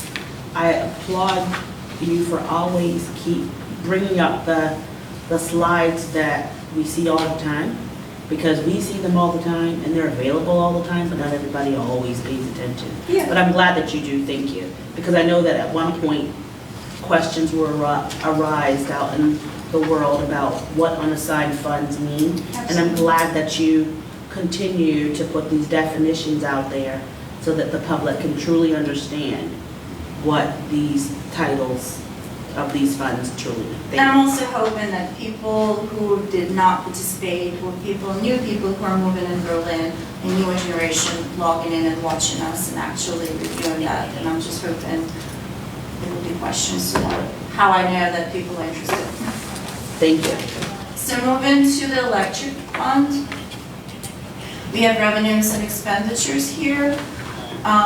The total operating revenues include the service for charges, which is all of our services for the electricity on all the levels. 4.9 budgeted was 5.2, a little bit under 313. Sales and services above, but those amounts include the reimbursement from the developers when TM does installation and then we bill the developer. So I want to share that number separate right now. That net number will be decreased because it will be netted against the expenditures. Like if TM installed a transformer, we will net it together at the end of the fiscal year during the audit. Interest on delinquent accounts, basically for non-payments, and then small miscellaneous amounts. Total operating revenues at $5,000,001, and the budgeted was 5.3, so it's a little bit down, 186,000. Now going to the operating expenses, purchase power cost went up significantly, and we know why, because we have so many rules and regulations. We had to contribute to the energy power and green power. Personnel cost is down 8%. Supplies and operating is 57% remaining. Professional services a little bit up. We have some involvement on the professional level for the generators, and the team needed help from Booth and Associates on several levels, so the bill's a little bit out there. Contracted services is 35% remaining. Insurance pretty much close to what we budgeted. Repayments and maintenance is down 37%. Even number for general overhead because we completed 12 months. Debt service and the capital outlay, I think Tim have not completed a couple of things that was on the list. So even though with operating expenditures pretty much close to what was budgeted, it's a little bit up. The operating loss for 630 is 345. I attribute that to the higher purchase power and unexpected repairs and maintenance related expenses and some professional services. Natalie, what's the debt service for the electric fund? There are 3 bonds outstanding, yes. And purchase power costs, that RPS portion, It's included we're in the- expecting that to phase down mildly, but still it should be trending a little bit lower next fiscal year, right? It should be lower, but I think fiscal '23, we budgeted for it a little better. We were not expecting that huge jump in fiscal '22. Yeah, that was a bit of a shell shock. Yes. So when is the last time the electric fund ended with the deficit? That would be the first time in the past 5 years. And we are looking at, to that point, a rate study in the upcoming fiscal year that was approved by the council in the budget. So there are some things that we're working to try and recoup those costs. It's challenging to do, though. It's not like the water and sewer fund. Yeah. It is, so I was going to talk about this a little bit in my weekly report, but I can mention we had a Zoom meeting between the engineer and legal advisor and team, myself, Mayor and Mary. Melissa was present as well. We have discussed the necessity of the rate study because the aging infrastructure and potentially ability to have a capital reserve to go forward to ensure that if something is broken, can be replaced immediately. And also recouping all the costs that are associated with the purchase power in the rates also as well. And we had some reality check a couple of weeks ago. One of the handhelds completely gone dead. So now Tim's crew will have to read it manually, additional routes on the street. So the smart meters and AMI would be a very priority for Tim to have it to be installed eventually in the future. That would help with rates, that would help with the revenue collection as well. And the number 345, it sounds bad, but at this point, for this particular fiscal '22, it is not per se a very big red flag because electric been doing so well in the past. We just need to fix that going forward and not to be snowball. And just so that everybody that's watching can understand, these handhelds aren't something that we can just go out and buy another one. It's tied to an old system that's locked in with those particular handhelds. And how many do we have that are still viable? 4. And they're dropping quickly, aren't they? Yes, and there is no support for it. They're over 25 years old. And the challenge is, for everybody that's watching, I know this body knows, I know our staff know, we can't just adjust rates when it comes to electric here like what we do with water and sewer. We have to go through a rate study, we have to go through the Public Service Commission, and we're forging ahead with that at the staff level, but it does take some time. So. And it would be adjusted and it will be recorded in the tariff, and then the tariff will have to be approved by the Public Service Commission. This is a lot of work but it's all worth it. Thank you. Janssen 2 capital projects completed. There is a building roof at the power plant. And then we have ABB relays, substation reclosures, and axle lights.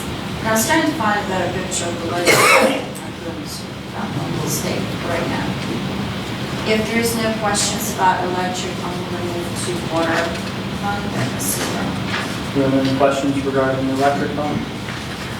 All right, thank you. Water fund is next. Operating revenues. Water services at $653,000, budgeted at $670,000. Service charges, special connection fees, we have collected $113,000 extra. That's our EDU fees. Services provided a little bit down, and then we have interest and the miscellaneous revenues pretty much at the same level that was budgeted. So we're at million and budget 937. There's a difference of 93,000, 10% difference. Operating expenses, personnel cost. I'm not going to try to go through line by line. You can see all the numbers, but capital outlay is up because we have some repairs and expenditures that needed, and it was an emergency, and it was approved, so that $57,000 is additional expenditures.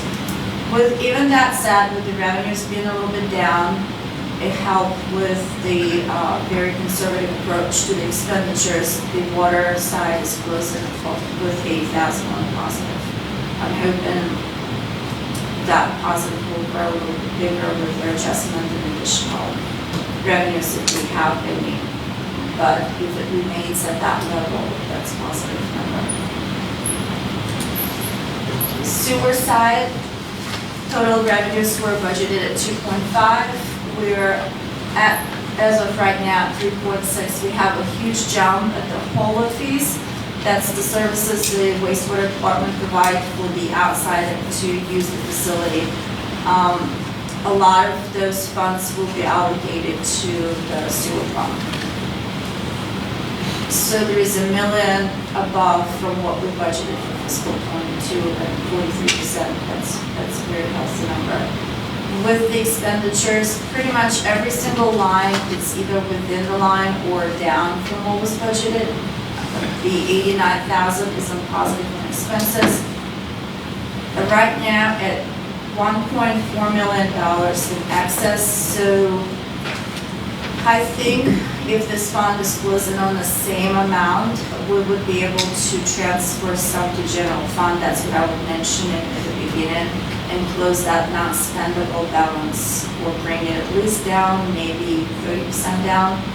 And then looking at how the year closes, we potentially can create that capital reserve while in fiscal 23, start setting money aside from the fund itself, and also all of the capital services fees that we established will be implemented in September. Will go to that capital reserve as well.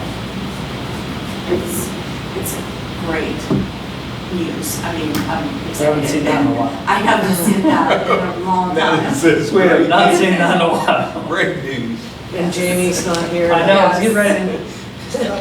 Great news. Well, Jamie, if you're watching at home, great news. Thank you. I hope that would make you feel better, because I know he's not feeling well. Natalie, before you just go further, Sure. the little, on total operating revenues under FY '22 actual, the 3.6, I see a little, like, it looks like an Excel note. Is that just for you, or is there something else? It is not a note. When I sum it out, sometimes when I have a blank line, I would hide it instead of delete it, so then the Excel formula will give you the little green triangle. I just didn't know if it was like a. It is not a note. The note will be yellow. Okay. Water fund, capital projects completed. Franklin Bryan Hydrant, 6600. Franklin Avenue well number 2. Harrison Avenue water valves. Branch Street well number 3.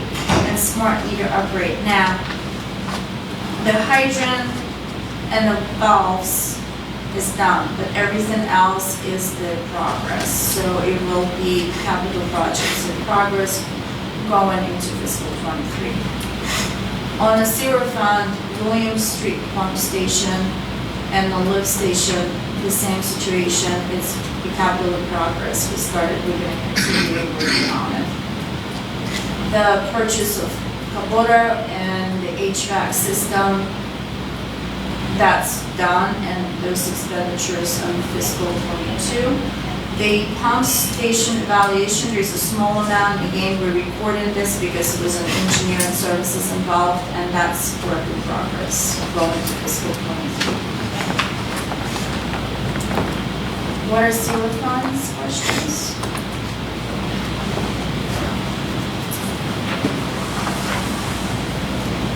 Stormwater, 293,000 budgeted. We are at 280. Now, the amount there for the grants we have allocated from Harbor, 110, but we're not expending that. We carried this to fiscal 23 for the Washington Street. The personnel cost, supplies and operating, professional services, contracted services, that number is up because we've used it when we had an emergency repair for the stormwater drain. Insurance and the capital outlay, that $10,000 that you see out there, it's the beginning of the Washington Street project. It's the engineering services that we've paid in fiscal '22. So overall, it's a positive number, which again is a good thing, and then going in fiscal '23, potentially with new rates in place and potential, I'm hoping for the grants opportunities, we should be able to bring this fund to a very sustainable level. 10,000 Washington Street, we started this project, it's going to continue into fiscal '23. That's all I have. If you have any questions. Thank you. Do we have any questions regarding any of the financial reports for our finance director? Thank you for the work. It's not a question per se, but I mean, I guess the Broad Street pump station evaluation, that's in prep for the development of the RFP? Yes, we're going to report, even though it's a small amount, it's still going to be carried and it becomes CIP and it's becoming a project of fiscal '23. Great, thank you. Thank you. Up next is the acting town administrator's report. Thank you. The company that is going to be doing the Grand Avenue, Stevenson Lane, Decatur Street, Decatur Park asphalt work is scheduled to start. They've already done the removal of the rubberized pathway in Stephen Decatur Park. They're scheduled to start the paving there next week, as well as the milling and paving in the other locations. Expected to be done by August 31st. It's 31 days in August. I've been working with Ivy and Allison on developing RFPs for downtown security cameras and modular vehicle barriers. These are grant funds that she received. Been started briefly working with Tim a little bit on the RFP for the basketball court lighting. And Kelsey and I have been, probably taking away a little bit of her report, have been reviewing applications and scheduling interviews for the administrative assistant position. Thank you. Any questions for our acting town administrator? I'm excited to hear that milling and then paving is happening, because I was getting scared. School's right around the corner. Yeah, they've been reminded that they're up against a hard date. Yes, I was going to ask you about that, so yeah, good job. Thank you about that. Let's move into our departmental reports, starting with our planning director, David Hart. Good evening, Mayor and Council. In the interest of brevity, I won't read the whole report. But the one important item I wanted to mention for the public is the Planning Commission will meet this Wednesday, August 10th, 5:30 p.m. in this room to review a text amendment to the short-term rental ordinance for a recommendation to the Mayor and Council, which clarifies the requirement that properties in the R1 and the R2 single-family districts need to be the owner's principal residence. That was our intention, that was your vote when the ordinance was enacted on March 28th this year. That's not what the ordinance says. This was pointed out to me by a prospective real estate buyer. When the final edit came out for that vote that night, it included all the districts. So now they're going to review the text amendment that Mr. Gaskell, the town attorney, has helped me with on Wednesday night. They'll make a recommendation, and we'll have a first reading of that text amendment at the August 22nd Mayor and Council meeting, and then it will be for a public hearing at the September 12th Mayor and Council meeting. We want to make the public aware of that. Thank you for that. And thank you for It's basically a correction of a clerical error in the initial one. When it was brought up to me, I said, no, it doesn't. That was my reaction. So this is to rectify that situation. Well, thank you for working on that for us. We appreciate it, and thank you for the brief report. Have you had any enforcement issues regarding short-term rentals? We haven't issued any licenses. I've got to get this cleared up before we can.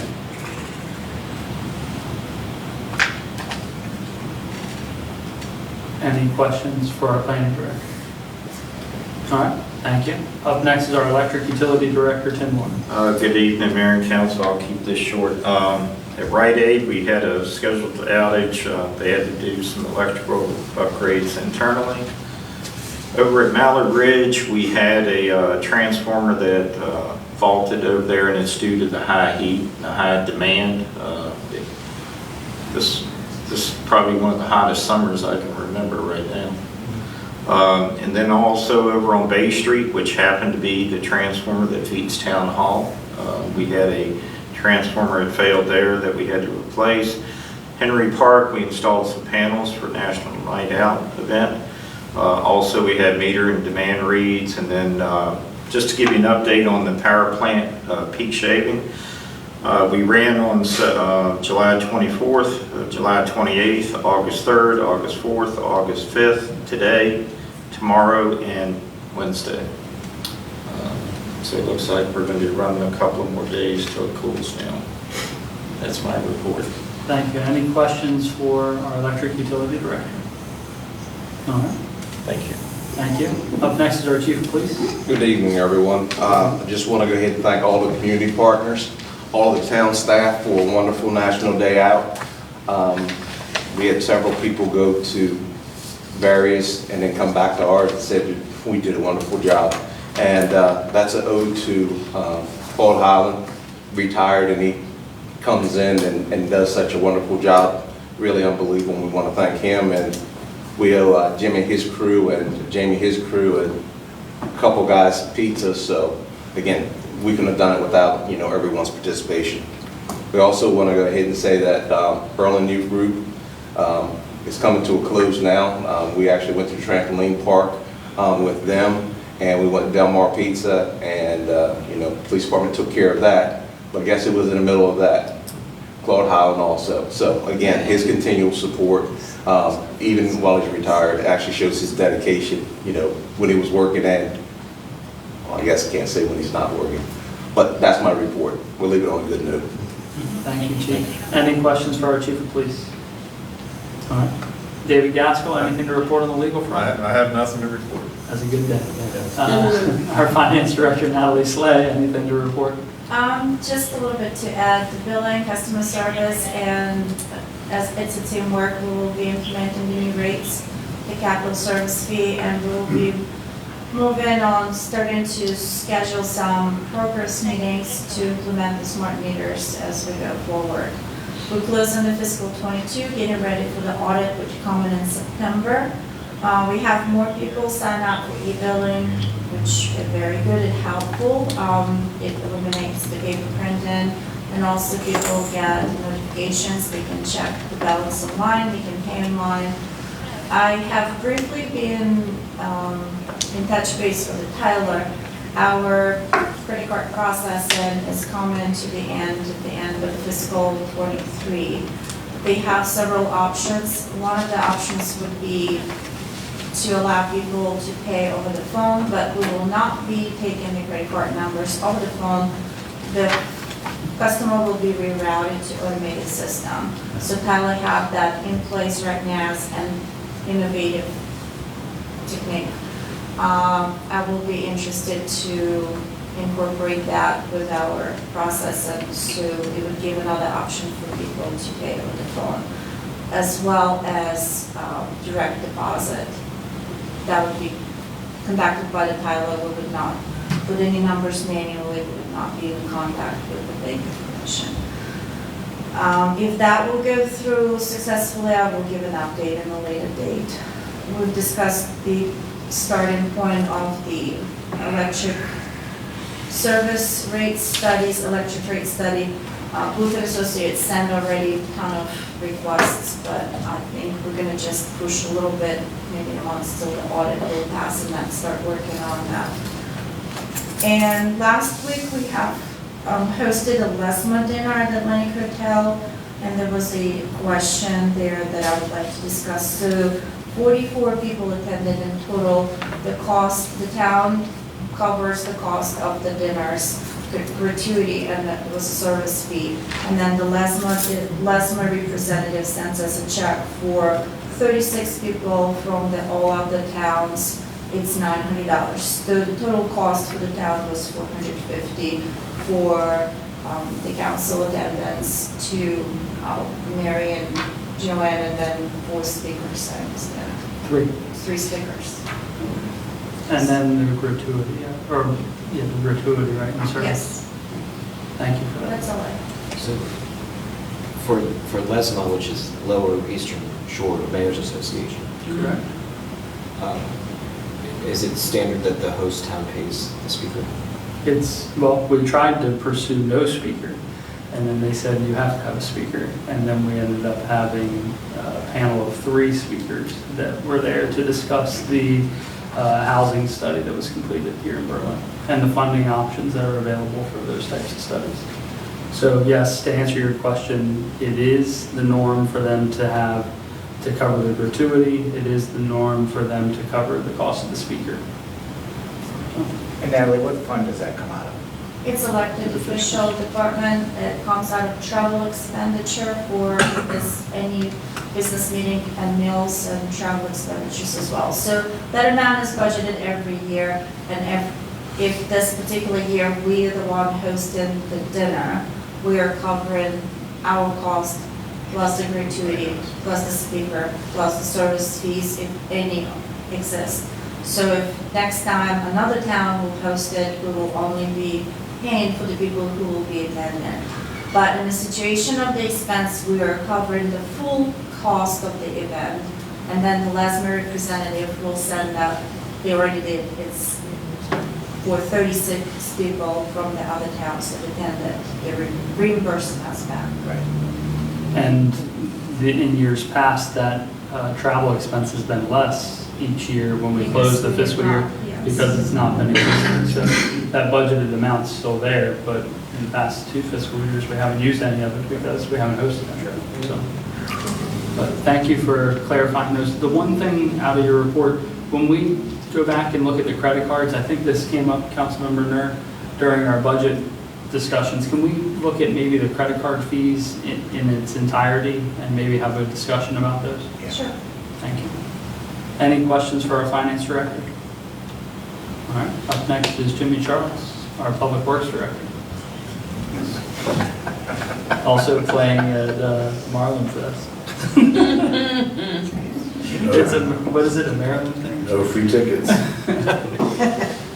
Good evening, Mayor and Council. Public Works had Henry Park. We've been maintaining it at a high standard this year. So we really had to just do a quick freshen up with the National Night Out. I thought the park looked really great. I commend my crews for maintaining that park. It was a pleasure to help the police department set up for that and tear down. All the locks now to the bathrooms down here and at Henry Park are all now working properly. They're locking when they should and they're opening when they should. The next... We'll do 11 o'clock check tonight. Thank you. Well, I know Saturday morning when I come in, the lock actually was, the padlock was turned. So I called one of the officers over and there was actually no one in the bathroom, but someone had the padlock. But we opened it and then we ended up, the lock was still working properly. So it closed at 8 o'clock and then it opened at 7 a.m. Saturday morning. We talked with EA, Darrell and Steven from EA about the Tripoli Street sidewalk project and wanted to get their opinion, and they actually sent us over some drafts, so we'll review them over the next couple of weeks and then start getting the sidewalk project out for bid. And then Tim and I had a discussion about the trees and moving on with the Commerce Street parking lot project. We actually removed the 3 other trees that were needed to be removed. They were in bad shape. And then Tim will start working on a project to run the electric, and then we can start adding in the concrete and to keep that project moving along. That is all I have. Thank you. Any questions for our public works director? Hey, I got a question. The flags that are hanging at Henry Park, that are hanging along the fence, did you take those down at one point and put them back up? We did. The flags are not, to keep down on costs, we went with a lower cost of a flag. Lower quality, yeah. Lower gotcha. quality. And so what we'll do is we'll only try to put them up when events Something's like happening. National Night Out right there at the park. And then we'll take them back down throughout and then like Labor Day, we'll put them up for the holidays and then veterans. So, because flags are not cheap. No, Each they're flag not. could be $50, $60 a piece, so to go with 40 flags, it was, Well, I had a few neighbors, they were like, am I going crazy with the flags up yesterday and then they were down? And then they're back up today. And I was like, no, you're not going crazy, but let me ask that question. but if you want to see them up, we're at your discretion to put them up and down. No, don't get me wrong, Let me know. they love when they're up and down, but they were just like, was I sneak out at too night. tired? Come back. I like the effect. It's nice to see them, you notice them more when they change. So Yeah. It's cool to see. It's cool, thank you. Any other comments for our Public Works Director? All right, our Human Resources Director. Is that a new name tag too? Oh, yeah. We ordered it a while ago, but it took a while to come. So as Mary mentioned, we have interviews scheduled all week for an admin assistant for the administration department, which we are very much looking forward to. We have 3 openings in water. One of them, we have an interview tomorrow. It's the only one we've scheduled of the group that applied. And then we have one old employee that has asked to come back and fill a role. So he will be rejoining Berlin here soon. And then the last position, we're going to meet tomorrow to discuss what our plan is with that one. We just didn't get very many applications for these positions. We just posted a first-class line worker position for the electric department due to an employee retiring. And then, as I mentioned, we've been working on formatting job descriptions, so I've been getting with the departments and kind of working through that. And then Tim and I met with a representative from the Maryland Department of Labor, the apprenticeship program, this week to discuss some additional certifications for our line workers. So we're going to come up with a plan for that. And then for the first time since I've been here, I don't know how long it's been, but we had someone come out and test all of our smoke alarms and smoke detectors and strobes and stuff like that. So I know it's been at least 6 years, which, and surprisingly, there's only one bad one in the whole building. So they will be replacing that, but, so it makes us feel a little safer here that that's been done. And yeah, that's all I'll touch on tonight. Thank you. Thank you for championing the safety side of I'm things. trying to. Between CPR I'm and trying. fire stuff. It's stuff you take for granted, but thank you for doing it. Yeah. Any questions for our Human Resources Director? All right. We'll move on to comments from the council. We'll start with Vice President Burrow. Speaking of taking things for granted, east side of 113 at Best Street, with all the work done down there, but by state roads, it's actually terrible. They're going to be here on Wednesday. Are you coming to the work session? No. Let me describe the problem. It's a lot. Yeah. We've got a friend up on the diet. I told you guys, I'm about to run. It's a problem. Cars coming east on Bay Street. Car leaving the dollar store. Wanting to turn onto Flower Street. It's backed up. Waiting for people to turn and for the light. That means the car that's turning on Flower Street is blocking cars from going west. So it's a mess. It's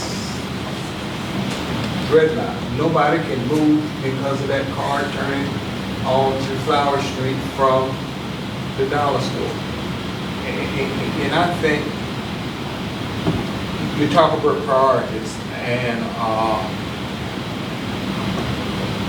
one of the priorities we had at one time was to align Flower and Decatur. And Decatur. That works done. we should probably move that up the Yes, project list. that is, I really do think, should be a priority, and it's just waiting for something to happen down there, and all of that red light traffic is, and boats and trailers and a whole lot of other stuff. It's really something to see. Do you think that in your, I mean, you're not a traffic engineer, but in your assessment, do you think it's the changes to 376, or do you think it's on us for the alignment of Flower Street, or do you think it's a combination of both? It's a combination, but a big factor is that alignment, because instead of cars having to go those few feet west to turn on to Flower Street and block traffic, then they would be going straight across. So I really do think that's something we really should take a real good look Yeah, at. they have to pull out onto the road and then. And it's turn. definitely a combination of the two, because now with the two fat lanes heading out of Assateague, you can't, like, you're not passing one lane anymore. You've got two lanes of westbound traffic coming out of Assateague or up Bay Street, whatever you refer to it as anymore. So you're stuck. That person, and Mr. Earls hit it spot on. You're stuck right there trying to wait for those two lanes to clear up for you to try I to wonder if try it's to even safe to cross that, and we'd have to have them evaluate whether it's even safe for a vehicle to go across both lanes, the turn lane, the travel lane, the other travel lane. It's not. It's a win and it's a hope and a pray that you make it across there Might be a right without. turn only or something like that. I don't know. Maybe I can talk to State Highway, maybe have a sign that says do not block intersection, where they stop previous to Flower Street on the westbound side, Yeah. leaving that lane open. So I can, if I can talk to State Highway tomorrow, I'll see if they can get a sign that says do not block the Exactly. intersection. And then that should let the traffic turn safely. I always feel guilty Easier. because I turn down there each day and I can see the line of cars behind me and I'm like, sorry, I don't know where to go. I have to turn. I'm like, there's not enough room over there. And Jimmy, maybe try to reach out to them tomorrow, but then let's also bring that up during the work session on Wednesday. Yeah. Since we'll have the captive audience. One more thing. Did somebody say something? Dave Engelhardt, I think has something like that. But We did have a preliminary design done for us that the town paid for, and I'm gonna say that was 5 or 6 years ago now. You know, those things grow in age, but that we had several meetings with State Highway, and until we were submitting it to do our construction for Decatur Street aligning, they weren't gonna give us an approval, but they gave us like a tacit approval. They said, yeah, this should work. And there was 4 or 5 people from State Highway, 3 of them are retired now, but the concept was there. And that's why some of the improvements they just did there on 376, and some of the battle we had, Jamie and Tim, Marvin has been at the meetings, even going back to Jane Kreider's time, about our utilities in the road. They had to accomplish that so that we could realign Decatur. You know, they wanted to do that work, and that's on their budget, not our budget. So, you know, the water and sewer was a battle we had in Tim's Electric for years, and we finally got this project done, but we've been meeting with them for 5 or 6 years. I have to see if I still have the draft of that alignment of Decatur Street, but we're partially there. It's just a matter, and where it got dropped was, I guess, general fund. Natalie can tell me, but how are we going to pay for it? And that goes back to when you started having budget scares and, you know, all of that. But I remember with Laura Allen, I would tell her every year, "What's your priority?" I said, "Fix Decatur Street." And we were that close. At one point, we spent money on the design. And then, you know, we had money, but it didn't get in the budget. It was a proposed budget, you know, in the budget talks. So it's a large chunk, and I'm sure in 6 years it's doubled. Yeah. So be ready for some sticker shock. So I remember last year when we were still, I guess it was last year or 2020, whatever year it was, when we were still virtual, we were still Zooming, and we were talking about this land acquisition, this purchase going, or this land going from us to the state highway. And that, at that point, during that conversation, I had raised the question of Mr. Burrell's safety and security in that area, and then the alignment was brought up again. And I do think, I guess it was 2020 or whatever it was, I think it was Troy, or it might have been you, Dave, one of the two of you had made it, had stated, well, the alignment, and then, you know, oh, we talked about this in prior mayor and council, but then followed up with sending us a copy of. Do you remember getting that? Yep. Yeah, so that was like last year or the year before last. So it's still, like, we've seen it as well, but yes, it's, yeah, you said it's 6 years old, but, It's 4 to 6. or what? It was You actually, know what I mean. it was done when Decatur, and they actually, State Highway said with the volume of traffic, it should be lined up. That came from State Highway. After that, when we did sell the property to Dollar General, they actually gave us a portion of land to make it happen. Right. So it was all supposed to happen right at this construction point, period. Yeah. Right now, we still have issues with the road itself. We are leaving Dollar General to get on Massapequa Road, Bay Street. And we thought that it was going to actually widen on this side. So traffic could continue going when people were turning Yes. or when they were making that turn. Not at all, yep. That, those other two lanes are far bigger than what we ever thought they were.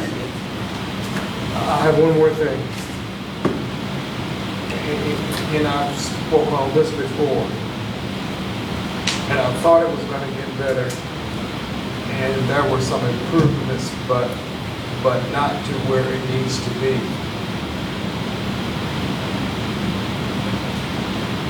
Decatur. Out by those apartments. That road, when you have a car coming from 50 going east, that's gonna turn into the apartments. I'm sorry, you're talking about Seahawks? No, Yeah, see- 346. Seahawk. Seahawk. Seahawk, okay. Yeah. By the high You had school. said Decatur, I just wanted to Yeah, clarify. Decatur High School. Okay. Seahawk car coming west on Seahawk, turning into the apartments, they have to stop and yield to the car that's going east to 50. Toward 50. That space is not big enough for nothing to get through there. Nelson know what I'm talking about. She has to put her truck through there, picking up those kids. But it seems like it could be wider or something. It's just, I just think it needs to real have a real good look at somebody, know what they're looking at. Take a look, because I don't think that's compliant with regular standards, because that is the tightest space I have seen. And it's scary, Yes, yeah. because those folks do not stop. It's a roll. They are rolling, and I'm trying to pass through, and I'm hoping, good Lord, please pay attention and don't hit me. So that's all I have. Thank you. Councilmember Nichols, you want to go? Yes, I'll come. National Night Out was a success. Had a great time. It was beautiful. Gosh, see, I can't even remember what I was gonna say. Hold your thought, because you're coming. But yeah, hold on. Yep. And that's a report. That's a good report. That's a brief. I can't remember what I was gonna say, because you called me too soon. That's a good report. Up next, Councilmember. I want to continue on with the state project there. When they repaved both Bay Street and Assateague Road, there's several manhole covers that are still below grade. I was wondering if we could ask them to correct that, because every morning I drive by the one right in front of Tony's house, and my shocks are pretty much need replacement. So they had the opportunity to correct all that, and I don't know why they didn't, but it really, and there's several on Astic Road, there's like 3 in a row that just need to be lifted a little bit. How like they do that? We'll put that on their radar, but I would also say let's bring that up again when they're here in person. Absolutely. Because they'll be here this week. So. Yeah. But I don't want to let it slide. Well, no, I mean, we'll send them, I've been sending them the ideas that I think are going to come, so hopefully they've got some ideas and solutions that they can bring to the table. Sure. So I'll add these to the list. Okay, thank you. Thank you. Councilmember Roars? Just two real quick things, because I can't talk. Thank you, Berlin PD and all the vendors and all the rest of the staff for both National Night Out and the Peach Festival. I'm gleaning both of them were great successes for everybody involved, and for the Peach Festival part, the expansion all the way downtown, or uptown into the businesses was great. So I just want to thank everybody involved in both of those, and that's all I have. Thank you. We'll move on to comments from the mayor. I'll echo the council's thanks for the Peach Festival. I think it went great. It was nice to see everybody out and about. We had great weather. National Night Out. Jimmy, we've talked about the flags, and that's excellent to see. And then the public, the amount of vendors that we had this year, or representation, I should say, from the community, it was awesome to see. It was an increase. And thank you to all of our town staff for their help with that. During the last county commissioner meeting, just to update all of you and the public, I asked for wastewater treatment plant upgrade funding from the county for the rural development fund. We were not successful with that. This is just a list of unsuccessfuls. And then the congressionally directed spending, we did request over a pedestrian bridge over Route 113. That was included in Senator Cardin, Senator Van Hollen's request to the Congressional Senate Appropriations Committee.